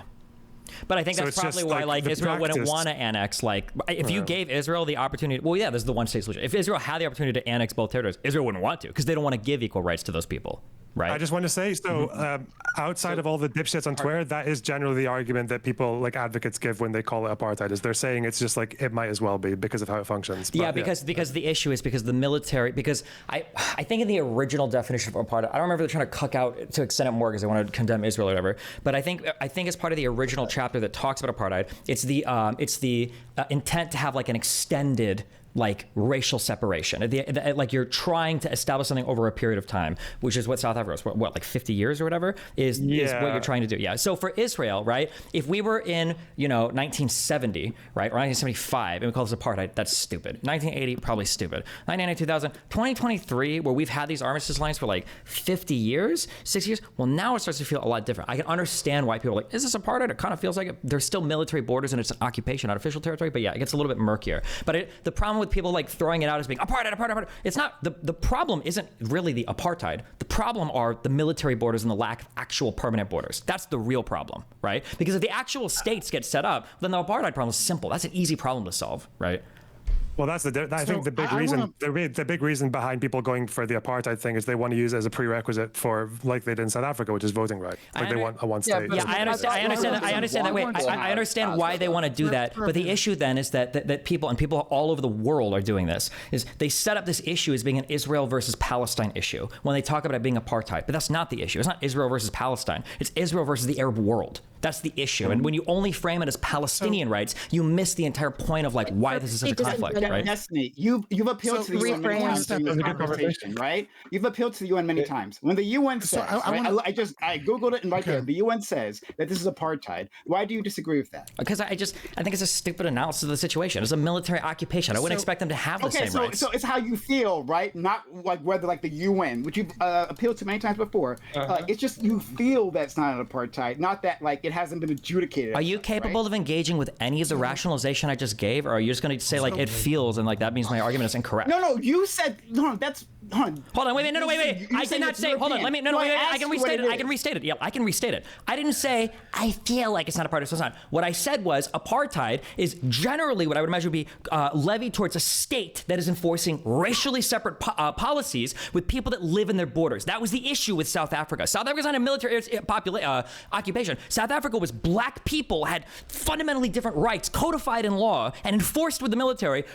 Tens of thousands of people died during apartheid, right? Political violence. As opposed to that, but the difference is for the problem with Israel and Palestine isn't that it's apartheid. The problem is that it's a military occupation. If the military occupation ends, the apartheid issue goes away. But the apartheid issue will never be solved while it's a military occupation. So focusing on the apartheid part is stupid. That's what I'm saying. So, okay, yeah, all right, fine. But it's that you're saying it's in your opinion. All I'm saying, kill me. I'm going to kill myself. I'm going to kill myself. I'm killing myself. Said it was your opinion. Oh, my God. Oh, my God. I'm done. It's all over me. I'm on the 20th floor. I'm going overboard right now. I'm leaving. Destiny. Look, I just restated what you said. That's your opinion, correct? Right? Then fine. Then I will say, just state for the record, for the audience, that the UN says this is apartheid. That the definition I gave you before, under international law, says that if it's under... Yes, I have no problem. Prime, yes, I will say, I think the UN calling this apartheid is fucking retarded. I think it's a stupid thing for the UN to do. Agreed, and I think it moves all of us farther away from the actual solution. Okay, wait, hold on. Prime, we only appeal to the UN when we agree with what they say. We only appeal to the UN when we agree with them. Well, the UN only convicted like 10% of the Nazi officials. Okay, the UN's not right everybody. I'm going to step in. Made the Head of the Human Rights Council right now is a rag. Come on, we can all agree that you right? Iran is about to be on the Human Rights Council. The UN. Wait, this is a really short thing. I'm going to cut in another week. The UN. I've been cutting it for like 10 minutes. Claim about an actual statistic is different than the UN making a claim about definition. Wait, stop. One and then the other. One and then the other. Jesus fucking Christ. Stop. Jesus. Okay. Fabian hasn't spoken in a while. We'll let him go first. All right. So, as I was trying to say, you guys are going to hate me for this, but it's important to point out. So, what has just happened in the last 15 to 20 minutes, and this is why it's really important, and I'm speaking mostly to the audience because I know all of you are going to hate me for this, but it's really important that you understand what you actually saw, because what you actually saw is the dialectic process taking place before you, right? What you actually saw is how leftism destroys these conversations, because aristocracy and quibbles over coffee are they're talking about two specific things. They're talking about a double standard where Israel is judged by this extreme standard that historically all of these other nations aren't, and trying to and Eris brings up this idea that like this is an established government that is a liberal democracy within the area. And so once she says liberal democracy, right, what the leftism speaking through PrimeCayes sees that and goes, there is a way. I have this thesis, which is that there is this contradiction, right? There's this contradiction between some people saying apartheid and this idea that it's supposedly a democracy. And Eris tries to stop this, to say, hey, look, if you're going to be this nitpicky about it, about what is a liberal democracy in the region, not actually engage with the conversation, but instead try and subvert the conversation with language games, then like we could do the same thing about the US or any other country. And he forces the antithesis, this idea that actually it's an apartheid state. And what it does is destroys the quality of the conversation so that he can infect it with leftist philosophy instead of actually engaging with the arguments that are put forward before him. And that is why we are in this shit show right now. Okay, Fabian, that was great. That was a great spot to end Quibbles. You wanted to say something. By the way, after Quibbles is done, then we're gonna, get to our closing remarks, and then we're gonna pick a winner. Because yes, there will be a winner for this show. Quibbles, go ahead. Cool. Okay. The first thing that I wanted to say was very simple, which is when the UN gives us statistics, those are broadly statistics that can probably be trusted. That's different than when the UN tries to define terms, right? Those aren't the same thing. You can trust them in relationship to their facts and not agree with their opinions, right? Those are two different things. That's the first thing. The second part is I just want to double down on a lot of what Fabian said there, which is that there is a double standard here, and it's weird that there's this constant conversation trying to parallel the acts of Israel, which is doing the thing that is, though obviously not perfect, a heck of a lot better than what any other country in the totality of the Middle East or Northern Africa has done to their Jews. The only reason this is still a conversation in 2023 is because they refuse to do what everyone else did. They refuse to do what everyone else did across the entirety of the Middle East, which is to create an ethno-state by forcing out everyone who wasn't part of their ethnicity, right? And that's why, to this day, 20% of people in Israel proper are Palestinian. That's why they have someone on the Supreme Court. That's why they're a democracy. That's why they were part of the governing majority up until the recent past, right? This is something that is fundamentally dissimilar to anywhere else in the entirety of the Middle East or Northern Africa. And so it's frustrating that undergirding all of this is the fact that Israel is being punished today because they refused in the past to do something that was as awful as other countries surrounding them did. Thank you for that. Ladies and gentlemen, we have come to the end of episode 17 of Kicker Key. Prior to ending, I'll give you all, 30 seconds or so to give closing remarks, starting with Dylan. Go ahead. I didn't get to really say much of anything this show because of my internet connection. But what I will say is something I didn't get to say the whole time, which is I don't think I trust this Israeli government to engage in any type of offensive operation anywhere, especially if it extends into a long-term occupation. This is the Israeli government that failed to defend its own people in southern Israel. This is an Israeli government which built up the security apparatus for the last 12 years under Netanyahu, and it failed. This is the same Israeli government which ruined its relationship with its reservists and with its military through pushing through the judicial reforms. And I'm supposed to trust an Israeli government that its own people doesn't even trust to manage an occupation where it's clearly, to some extent, if you listen to Benny Gantz or you listen to Netanyahu or you listen to the officials close to him, are in somewhat engaged in a kind of post 9/11 bloodlust that many Americans might remember from the Howard Stern stream, which happened during 9/11 as it was going on, which is a lot of anger, which is leading to loose terms of engagement, which is leading to going headfirst without a plan. The Israeli government still has yet to define exactly what it's going to do after it takes over the Strip outside of Eliminate Hamas, which is an international organization. All right. Its leadership is in Qatar. How is it going to do that? That's my question. All right. Thank you, Dylan, for that closing remark. Fabian, go ahead. Yeah, I'm Fabian Liberty. Check me out on, Rumble and YouTube, Fabian Liberty. In many ways, I kind of sit in the center, and I still do after all of this. I think that there is massive propaganda, I think, is the biggest takeaway we should take as a closing, and that we should all be very, very careful about what it is that we share, what it is that we believe, and how quickly we share stories. I think, if there's any one thing we can think about from either side, right? I mean, I think the hospital story was an example of that I think a lot of people saw.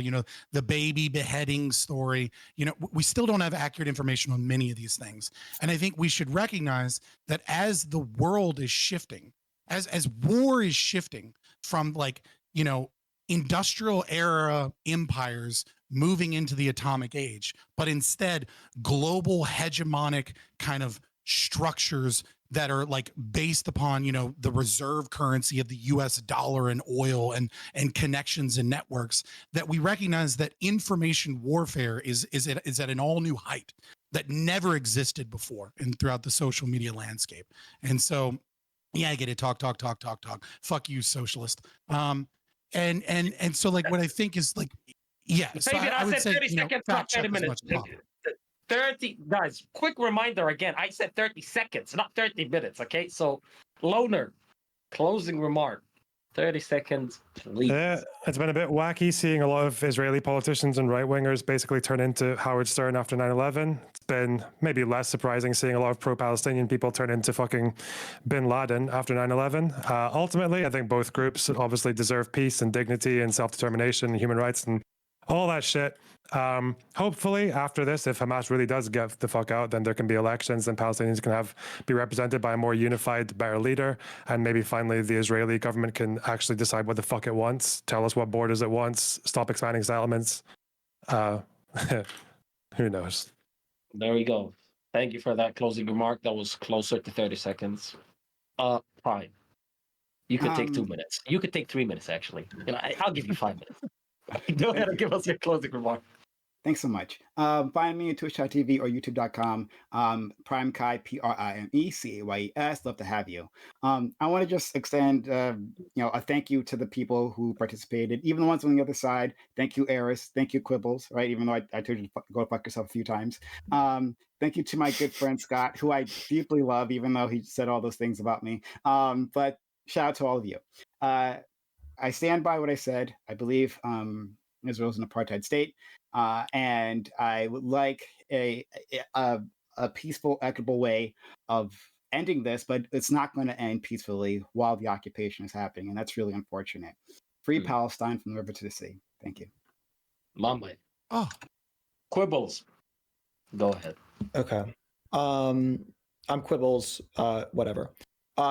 The broader part that I want to talk about is a lot of this was sort of, I think, a conversation that was worthwhile and an interesting conversation, but wasn't necessarily contextualized from the perspective of where we're actually coming from. With the exception of Eris, I believe literally everyone else here is an American. And so I think that it's worth thinking about when we're talking about foreign policy, these kinds of issues from an American perspective. And so when I think about what America should be doing, I would say that, the first thing that I would say is, like, obviously the Iron Dome is exclusively defensive. And so we should be continuing to fund the Iron Dome, and we should probably extend more funding towards the Iron Dome. And the second thing that I would say is that, just as a reminder, the reason that Hamas did this entire attack to begin with on October 7th was because there was a concern about Saudi Arabia and Israel going to becoming more peaceful, and a broader power change away from Iran, who's their largest backer.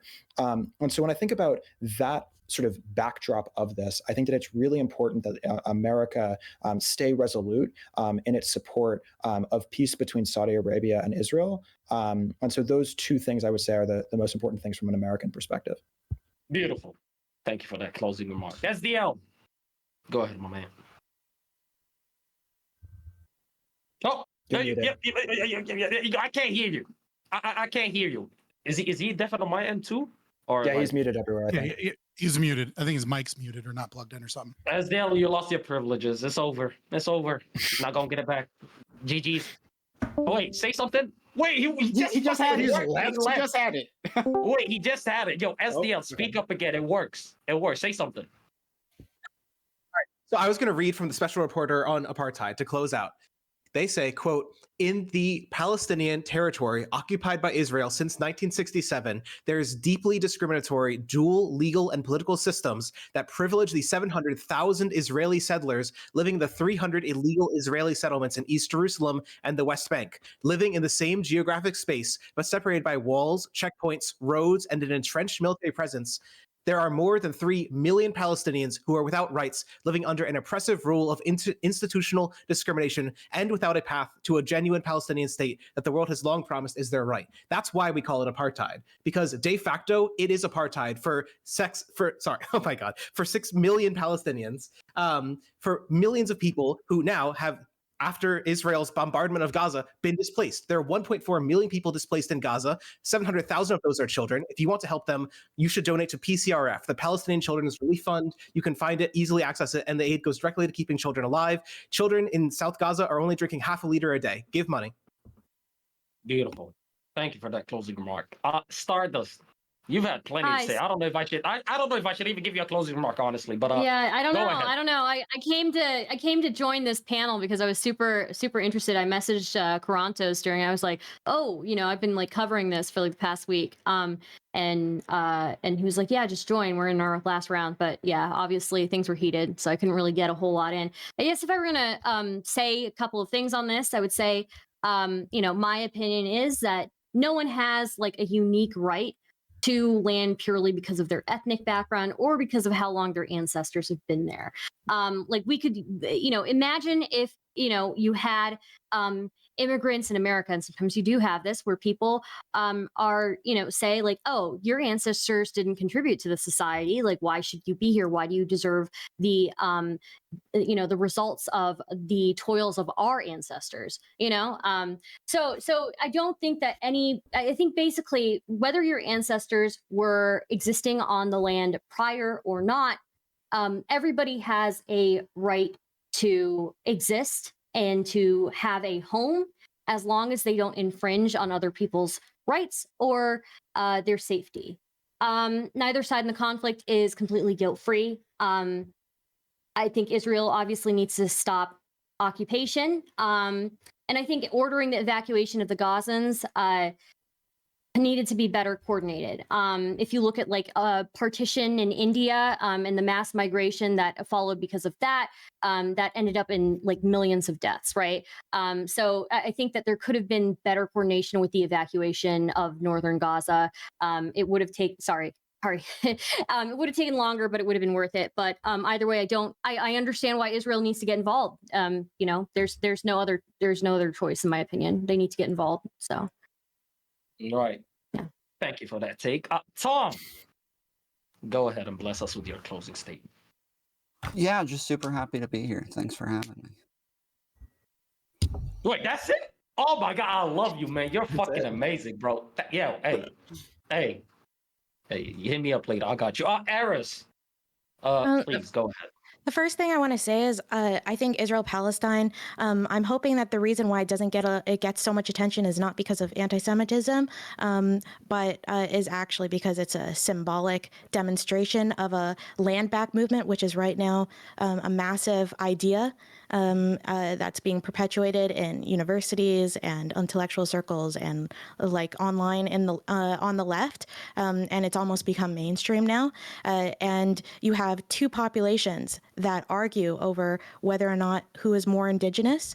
They both have their own arguments. Whether or not you agree with them, I think is somewhat irrelevant because I land on where Stardust is. That I don't think it matters where your ancestors are from.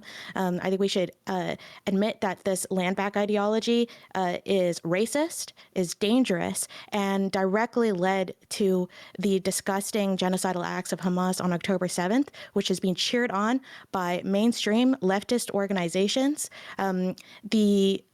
The largest university in Canada, the largest university, mainstream university in Canada, all its student unions came out supporting the attacks on October 7th, right? This has been a regular issue throughout basically the entire West. To me, that is the much larger concern here. There is this very dangerous ideology that if you've had your land stolen in the past, that somehow that justifies what you do, this entire conversation started in the beginning with Prime making claims about who is a settler, and that type of language is dog whistle language. I consider it dog whistle language, and I think this is how we should start talking about it, because it is dangerous. And I'm telling you, to anyone here, okay, you are probably on stolen land, and it justifies your ethnic cleansing. It justifies your genocide, and it's something that we need to stamp out, that type of ideology. It's dangerous regardless. And this idea that Jews should be more scared of the right wing is something I categorically reject now after what happened on October 7th, because obviously that was, tons of lefties have told me that that's exactly what decolonization looked like. So that's my largest concern. Also other than that, I hate the current Israeli government. Okay, it fucking sucks. And they have a huge part in play of why they let so many of their own people die on October 7th. But that's it. Beautiful way to close your closing statement. Thank you very much. Is there a poll in chat, let's see, for the winner? Because we are selecting a winner. There is indeed a poll. That's how we decide who wins, Israel or Palestine. World peace is being decided by this poll. Plead your case, ladies and gentlemen. Plead your case. I'd like to point out that I believe this panel has been an apartheid panel, as I was the only person that got bitched at for going over all the fucking seconds, talking. All right. No, Q was doing the whole like hurry up thing with his hands, so I felt the pressure too. Yeah. But, I'm just saying, And I didn't get that special Jew treatment. It's fucked up. Can I just throw in really quickly that Muslims were colonizers for a good part of history as well. Come on. The term Palestine is an imperialist term, right? Yeah. So. Okay. Who cares? The whole thing of this debate was Quibbles bringing up all these bad things that countries have done in the past. Okay, are we here to condemn the actions of Iran in the 1950s? Or are we here to talk about something in 2020? Iran just killed a kid who was 16 for not wearing a and that sucks. But is it possible to condemn multiple things at the same time? Am I living in a world where you can only oppose one country at a time? Come on. No, you can oppose multiple ones, but there are standards that are not being held across the board. So. Exactly. The one about it is a double standard. The double standard is that there's the double standard. One specific quibble is silly. So I'm saying that one quibble that has 5.5 million people in apartheid.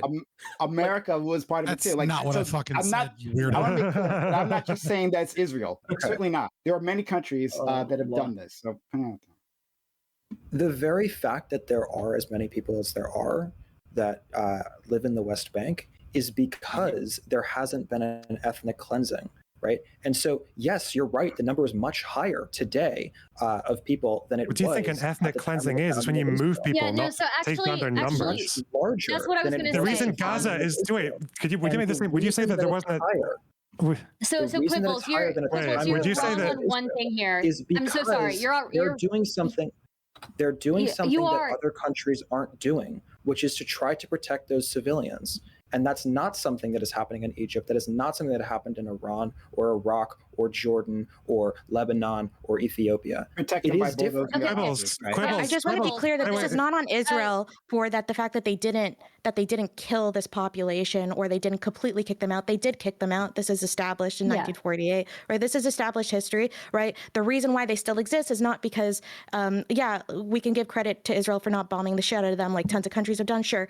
But the primary reason is that they have not been absorbed into other Arab countries, and they haven't been given their own country because of various reasons, from Israel to the UN to their own corruption within their own government, lots of tons of different reasons. So it's just, I don't want to give Israel credit for somehow. Quibbles, I need to correct one thing.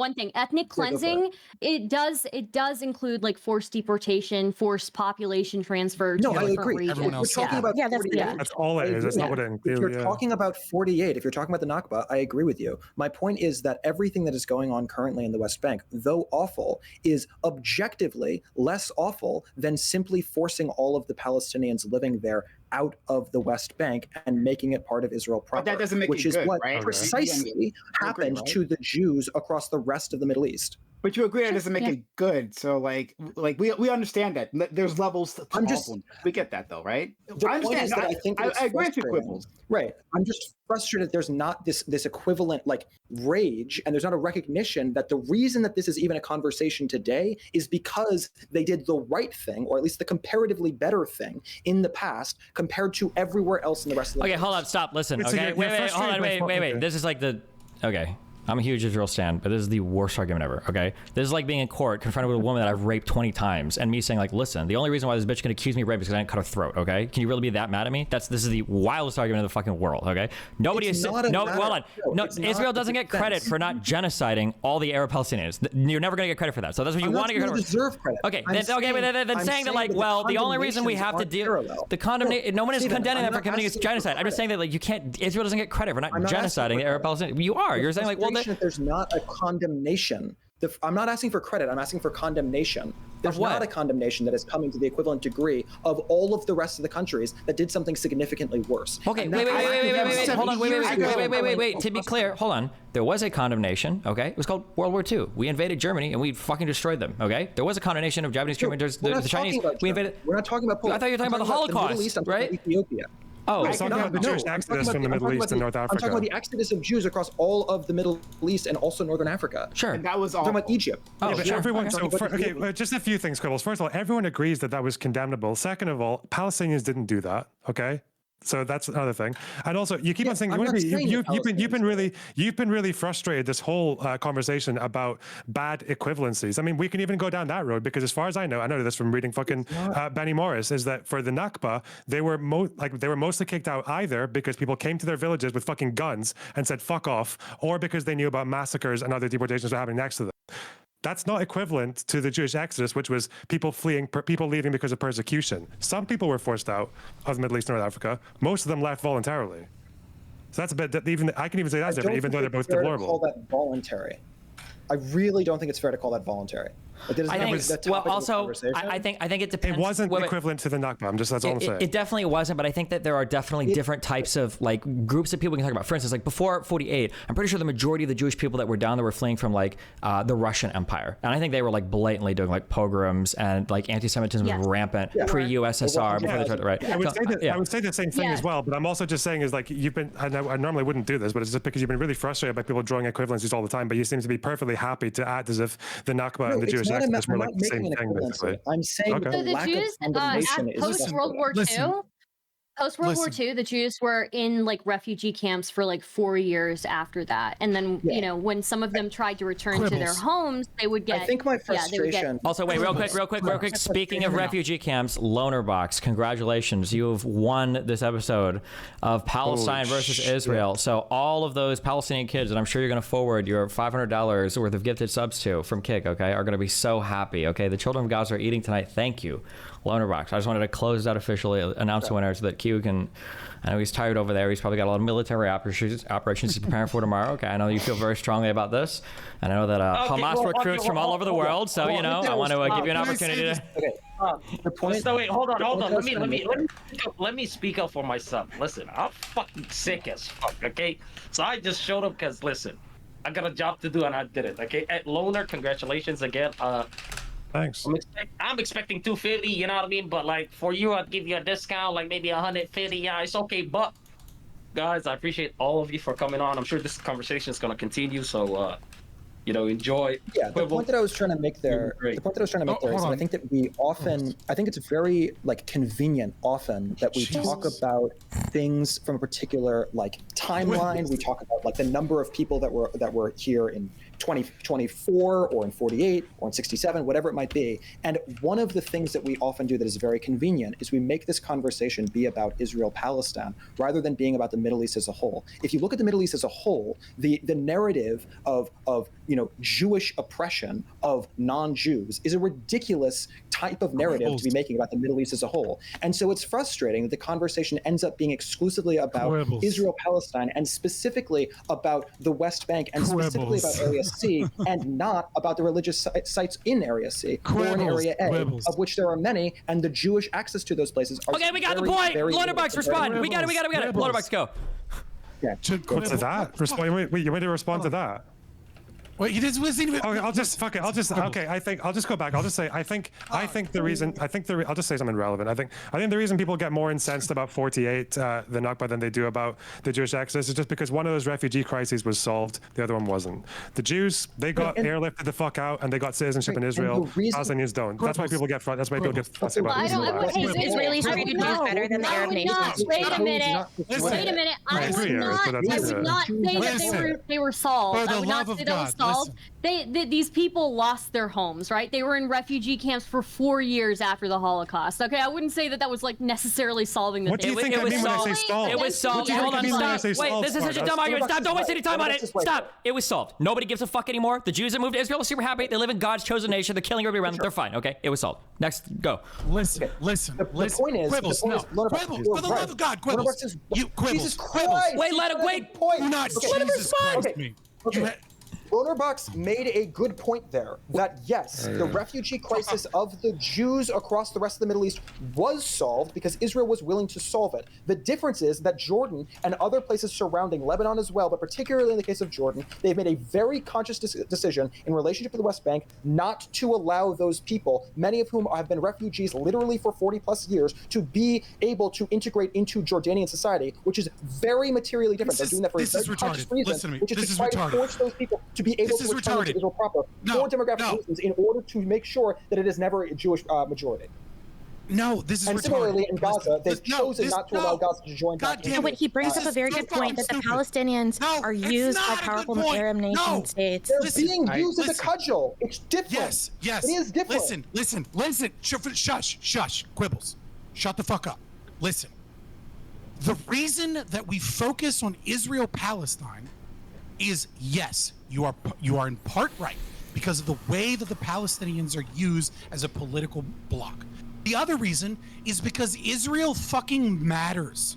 We go through all of this fucking highbrow academic fucking well actually it's this, but most fucking the reason that people pay attention to political actions is because of political fucking power, political fucking sway and relevancy. And Israel has a fuck ton of relevancy. And because Israel has a fuck ton of relevancy, because they're unique in the region, because they're allies with Western powers, that is why we look at them in a way that we don't really look at open slave markets in Libya. Why? Because Libya doesn't have any fucking relevancy to the political world stage, Saudi Arabia, right? Or anything else. Iran are not babies. They're not pathetic little Syria Assad. Okay, Saudi Arabia and Iran was a baby, or that we don't talk about Saudi Arabia all the fucking time. You fucking retard. You literally will just pick a fucking thing and then string it out into this giant thing instead of just listening to the fucking argument. If you we just get into something that I find much more interesting. Does the panel think overall that Israel deserves to respond with military force because of the attacks on October 7th? That's complicated. This is the thing I was trying to talk about earlier, and it's the main so reason I I'd be didn't talk interested that in much this what the panel. response is. Is Because because I agreed with you, Dylan, that I don't trust. Wait, let Dylan. Wait, hold on, wait. Let Dylan answer. There's a third word. He said the whole thing. Go. Sorry. Okay. Jesus. So, I think one of the main reasons I haven't said that much is because a lot of this, to me, is almost like settled. It's like, why are we debating whether the British should have given the mandate to the Zionists? They got the mandate. It's going to be that way. Nothing's going to change. I can sit here and we can debate that 80, 90-year-old history, but it's not going to change. What we can change, hopefully, is whether or not the Israelis invade the Gaza Strip or not. I believe the Israelis have a right to have a military response. How that military response is conducted and exactly what that military response is where I'm going to have some differentiation than the Netanyahu government. I have yet to see the Israeli government really clearly lay out what exactly their goals and what are the standards of victory. And vague standards about just eliminating Hamas isn't going to cut it for me. Eliminating Hamas how? Does that mean just removing Hamas from the Gaza Strip, from the tunnels? Does that mean going and trying to find their leadership in Qatar and overseas who would have been the people who actually planned this operation and killing them? Are they going to have an AUMF-style authorization for use of military force and be able to conduct strikes in any number of countries throughout the Middle East with no concern at all with their internationally defined borders and their sovereignty? What exactly is the Israeli government going to possibly drag the United States into if this turns into a regional war? Should we be providing them with artillery shells when I think their rules of engagement are quite loose and their military Sophia, thanks for the 5 gifted kick subs. It's pretty sick, in my opinion, from how you see how Israeli soldiers have interacted with locals in the West Bank, with how they've interacted with locals at Palestinians with protests. I have been given no reason to trust an Israeli government that currently isn't even trusted by its own people. And we can see the polling changing. As more time separates October 7th to today, we see the amount of Israelis who are ready to go into the Gaza Strip shrink, with, at this point, the majority of Israelis from the last poll I saw that was published by Haaretz showed that the majority of Israelis wanted to hold off an invasion out of concern for the hostages. So I don't want to make the same mistake that we made after 9/11 and a bloodlust. I think that there is a huge silver lining with this situation, and maybe this is just cope on my part because of all the awful shit that happened. But there, as luck would have it, the biggest disaster in Israeli history happened during a right-wing government, and the entire right wing in Israel really relies off of two things: the religious argument, which is not what wins them, which makes them very successful, but the security one. The security one is something that works on a huge amount of Jews for very obvious reasons, and a very good reason to be concerned about that. So Israel's entire purpose for existence is to prevent another Holocaust. They completely failed on October 7th, and it wasn't just Hamas, right? It took 8 hours for the army to go. It takes 10 hours to go from the north to the south of Israel, the entire country. It took 8 hours for the army to just show up in some of the villages that were being harassed by Hamas. That's insane, right? And the reason why it took them that long was because they were up in the north protecting settler, I'm going to call them settler terrorists, who were being violent and basically asking for trouble in the West Bank, instead of protecting actual Israel, Israelis in Israel proper. So I asked people to look at this situation with a little bit more nuance. I appreciate that you mentioned that tons of Israelis do not like the Israeli government. They are blaming a lot of the actions that were, a lot of the decisions that were made by the Israeli government and for the losses of what happened on October 7th. So Israel is as complex as a society as the United States is. And so it's very unfair to just suddenly throw, and this is something that Dylan, you are not doing this. I just want to be clear. But like there is this attitude where Israelis are all painted with like the settler label. And it's just so disingenuous and it's so dangerous because that type of ideology is what led and allowed people to celebrate and engage in the attacks on October 7th. I don't think that critical theory in U.S. colleges is what motivates Hamas. I do not think that the land back ideology is the key motivator of people joining Hamas in the $900 per person Gaza Strip. Like, come on. It's like they're fundamentally reactionary, religious, very far right. They are not at all drawing from the same strains as people in the U.S. left. Do you think it explains the leftists who support Hamas? No, the reason that those portions of the left. those portions of the left support Hamas in part because of like the decolonization narrative, but the broader left supports Palestine. So you agree and that has the for a narrative very is long used time. to justify genocide and tons of dangerous abuses of what happened on October 7th. If you like, just to give an idea of this, when you look at polling of say anti-Semitism in the United States, say the question, do Jews have too much power? It's 10% of people on the left, it's 50% of people on the US right.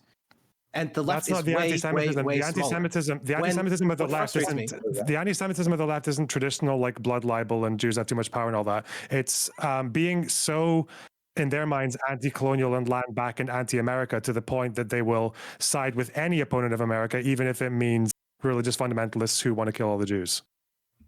That's why you get people like Judith Butler saying Hezbollah and fucking Hamas can be considered like left wing, right? This is like, so I'm obviously I can't prove this, but this is just a feeling I have. I feel like if a one-state solution were set up, I feel like if through some amount of time, some amount of terrorist activities and some external pressure from Arab states that like mass pogroms or assassination or murders of Jews started happening within Israel, I feel like most leftists would either be quiet or they would celebrate in states in response to all of the oppression that had been previously experienced by Palestinians. I don't think that's much of a stretch to say.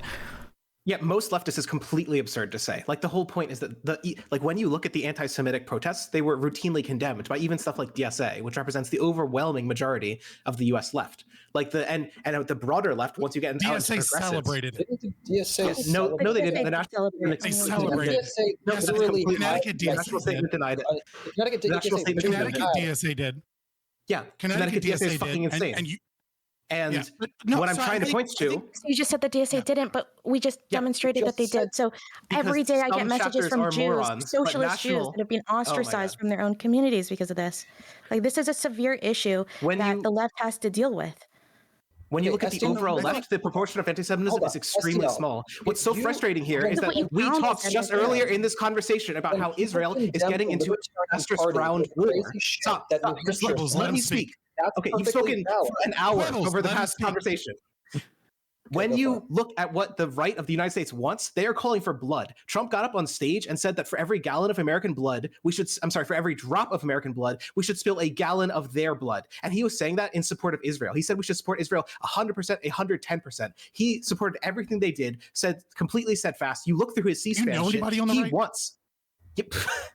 You're here. The point more broadly is that Donald Trump, possibly the next president of the United States, Fabian Liberty is really representative of the Republican Party. The next president of the United States, very possibly, wants Gaza flattened. Okay, Lindsey Graham said that Gaza should be flattened. When you look at the response from the right, they want Israel to do something that is so insane that it might destroy Israel. When you talk about Israel having a risk of being destroyed, aristocracy, the right is the one that runs that risk. It's not decolonial activists in the left. Like, I don't know who you're talking to, though. No one on this panel is in support of Trump. There's literally not one of us. And no one here is in support of anti-Semitism. Okay. So I don't know why anti-Semitism and the threats to Israel come disproportionately from the right within Israel and within the United States. That's the argument. Jews and threats to Israel are not the same. It is not true that the majority of American threats to Israel are coming from the Republican Party. That doesn't mean that it's a defense writ large of the Republican Party. They do a lot of other things that are terrible, but it is not true the majority of threats to the country of Israel are coming from the right today in the United States. Listen. This is really important.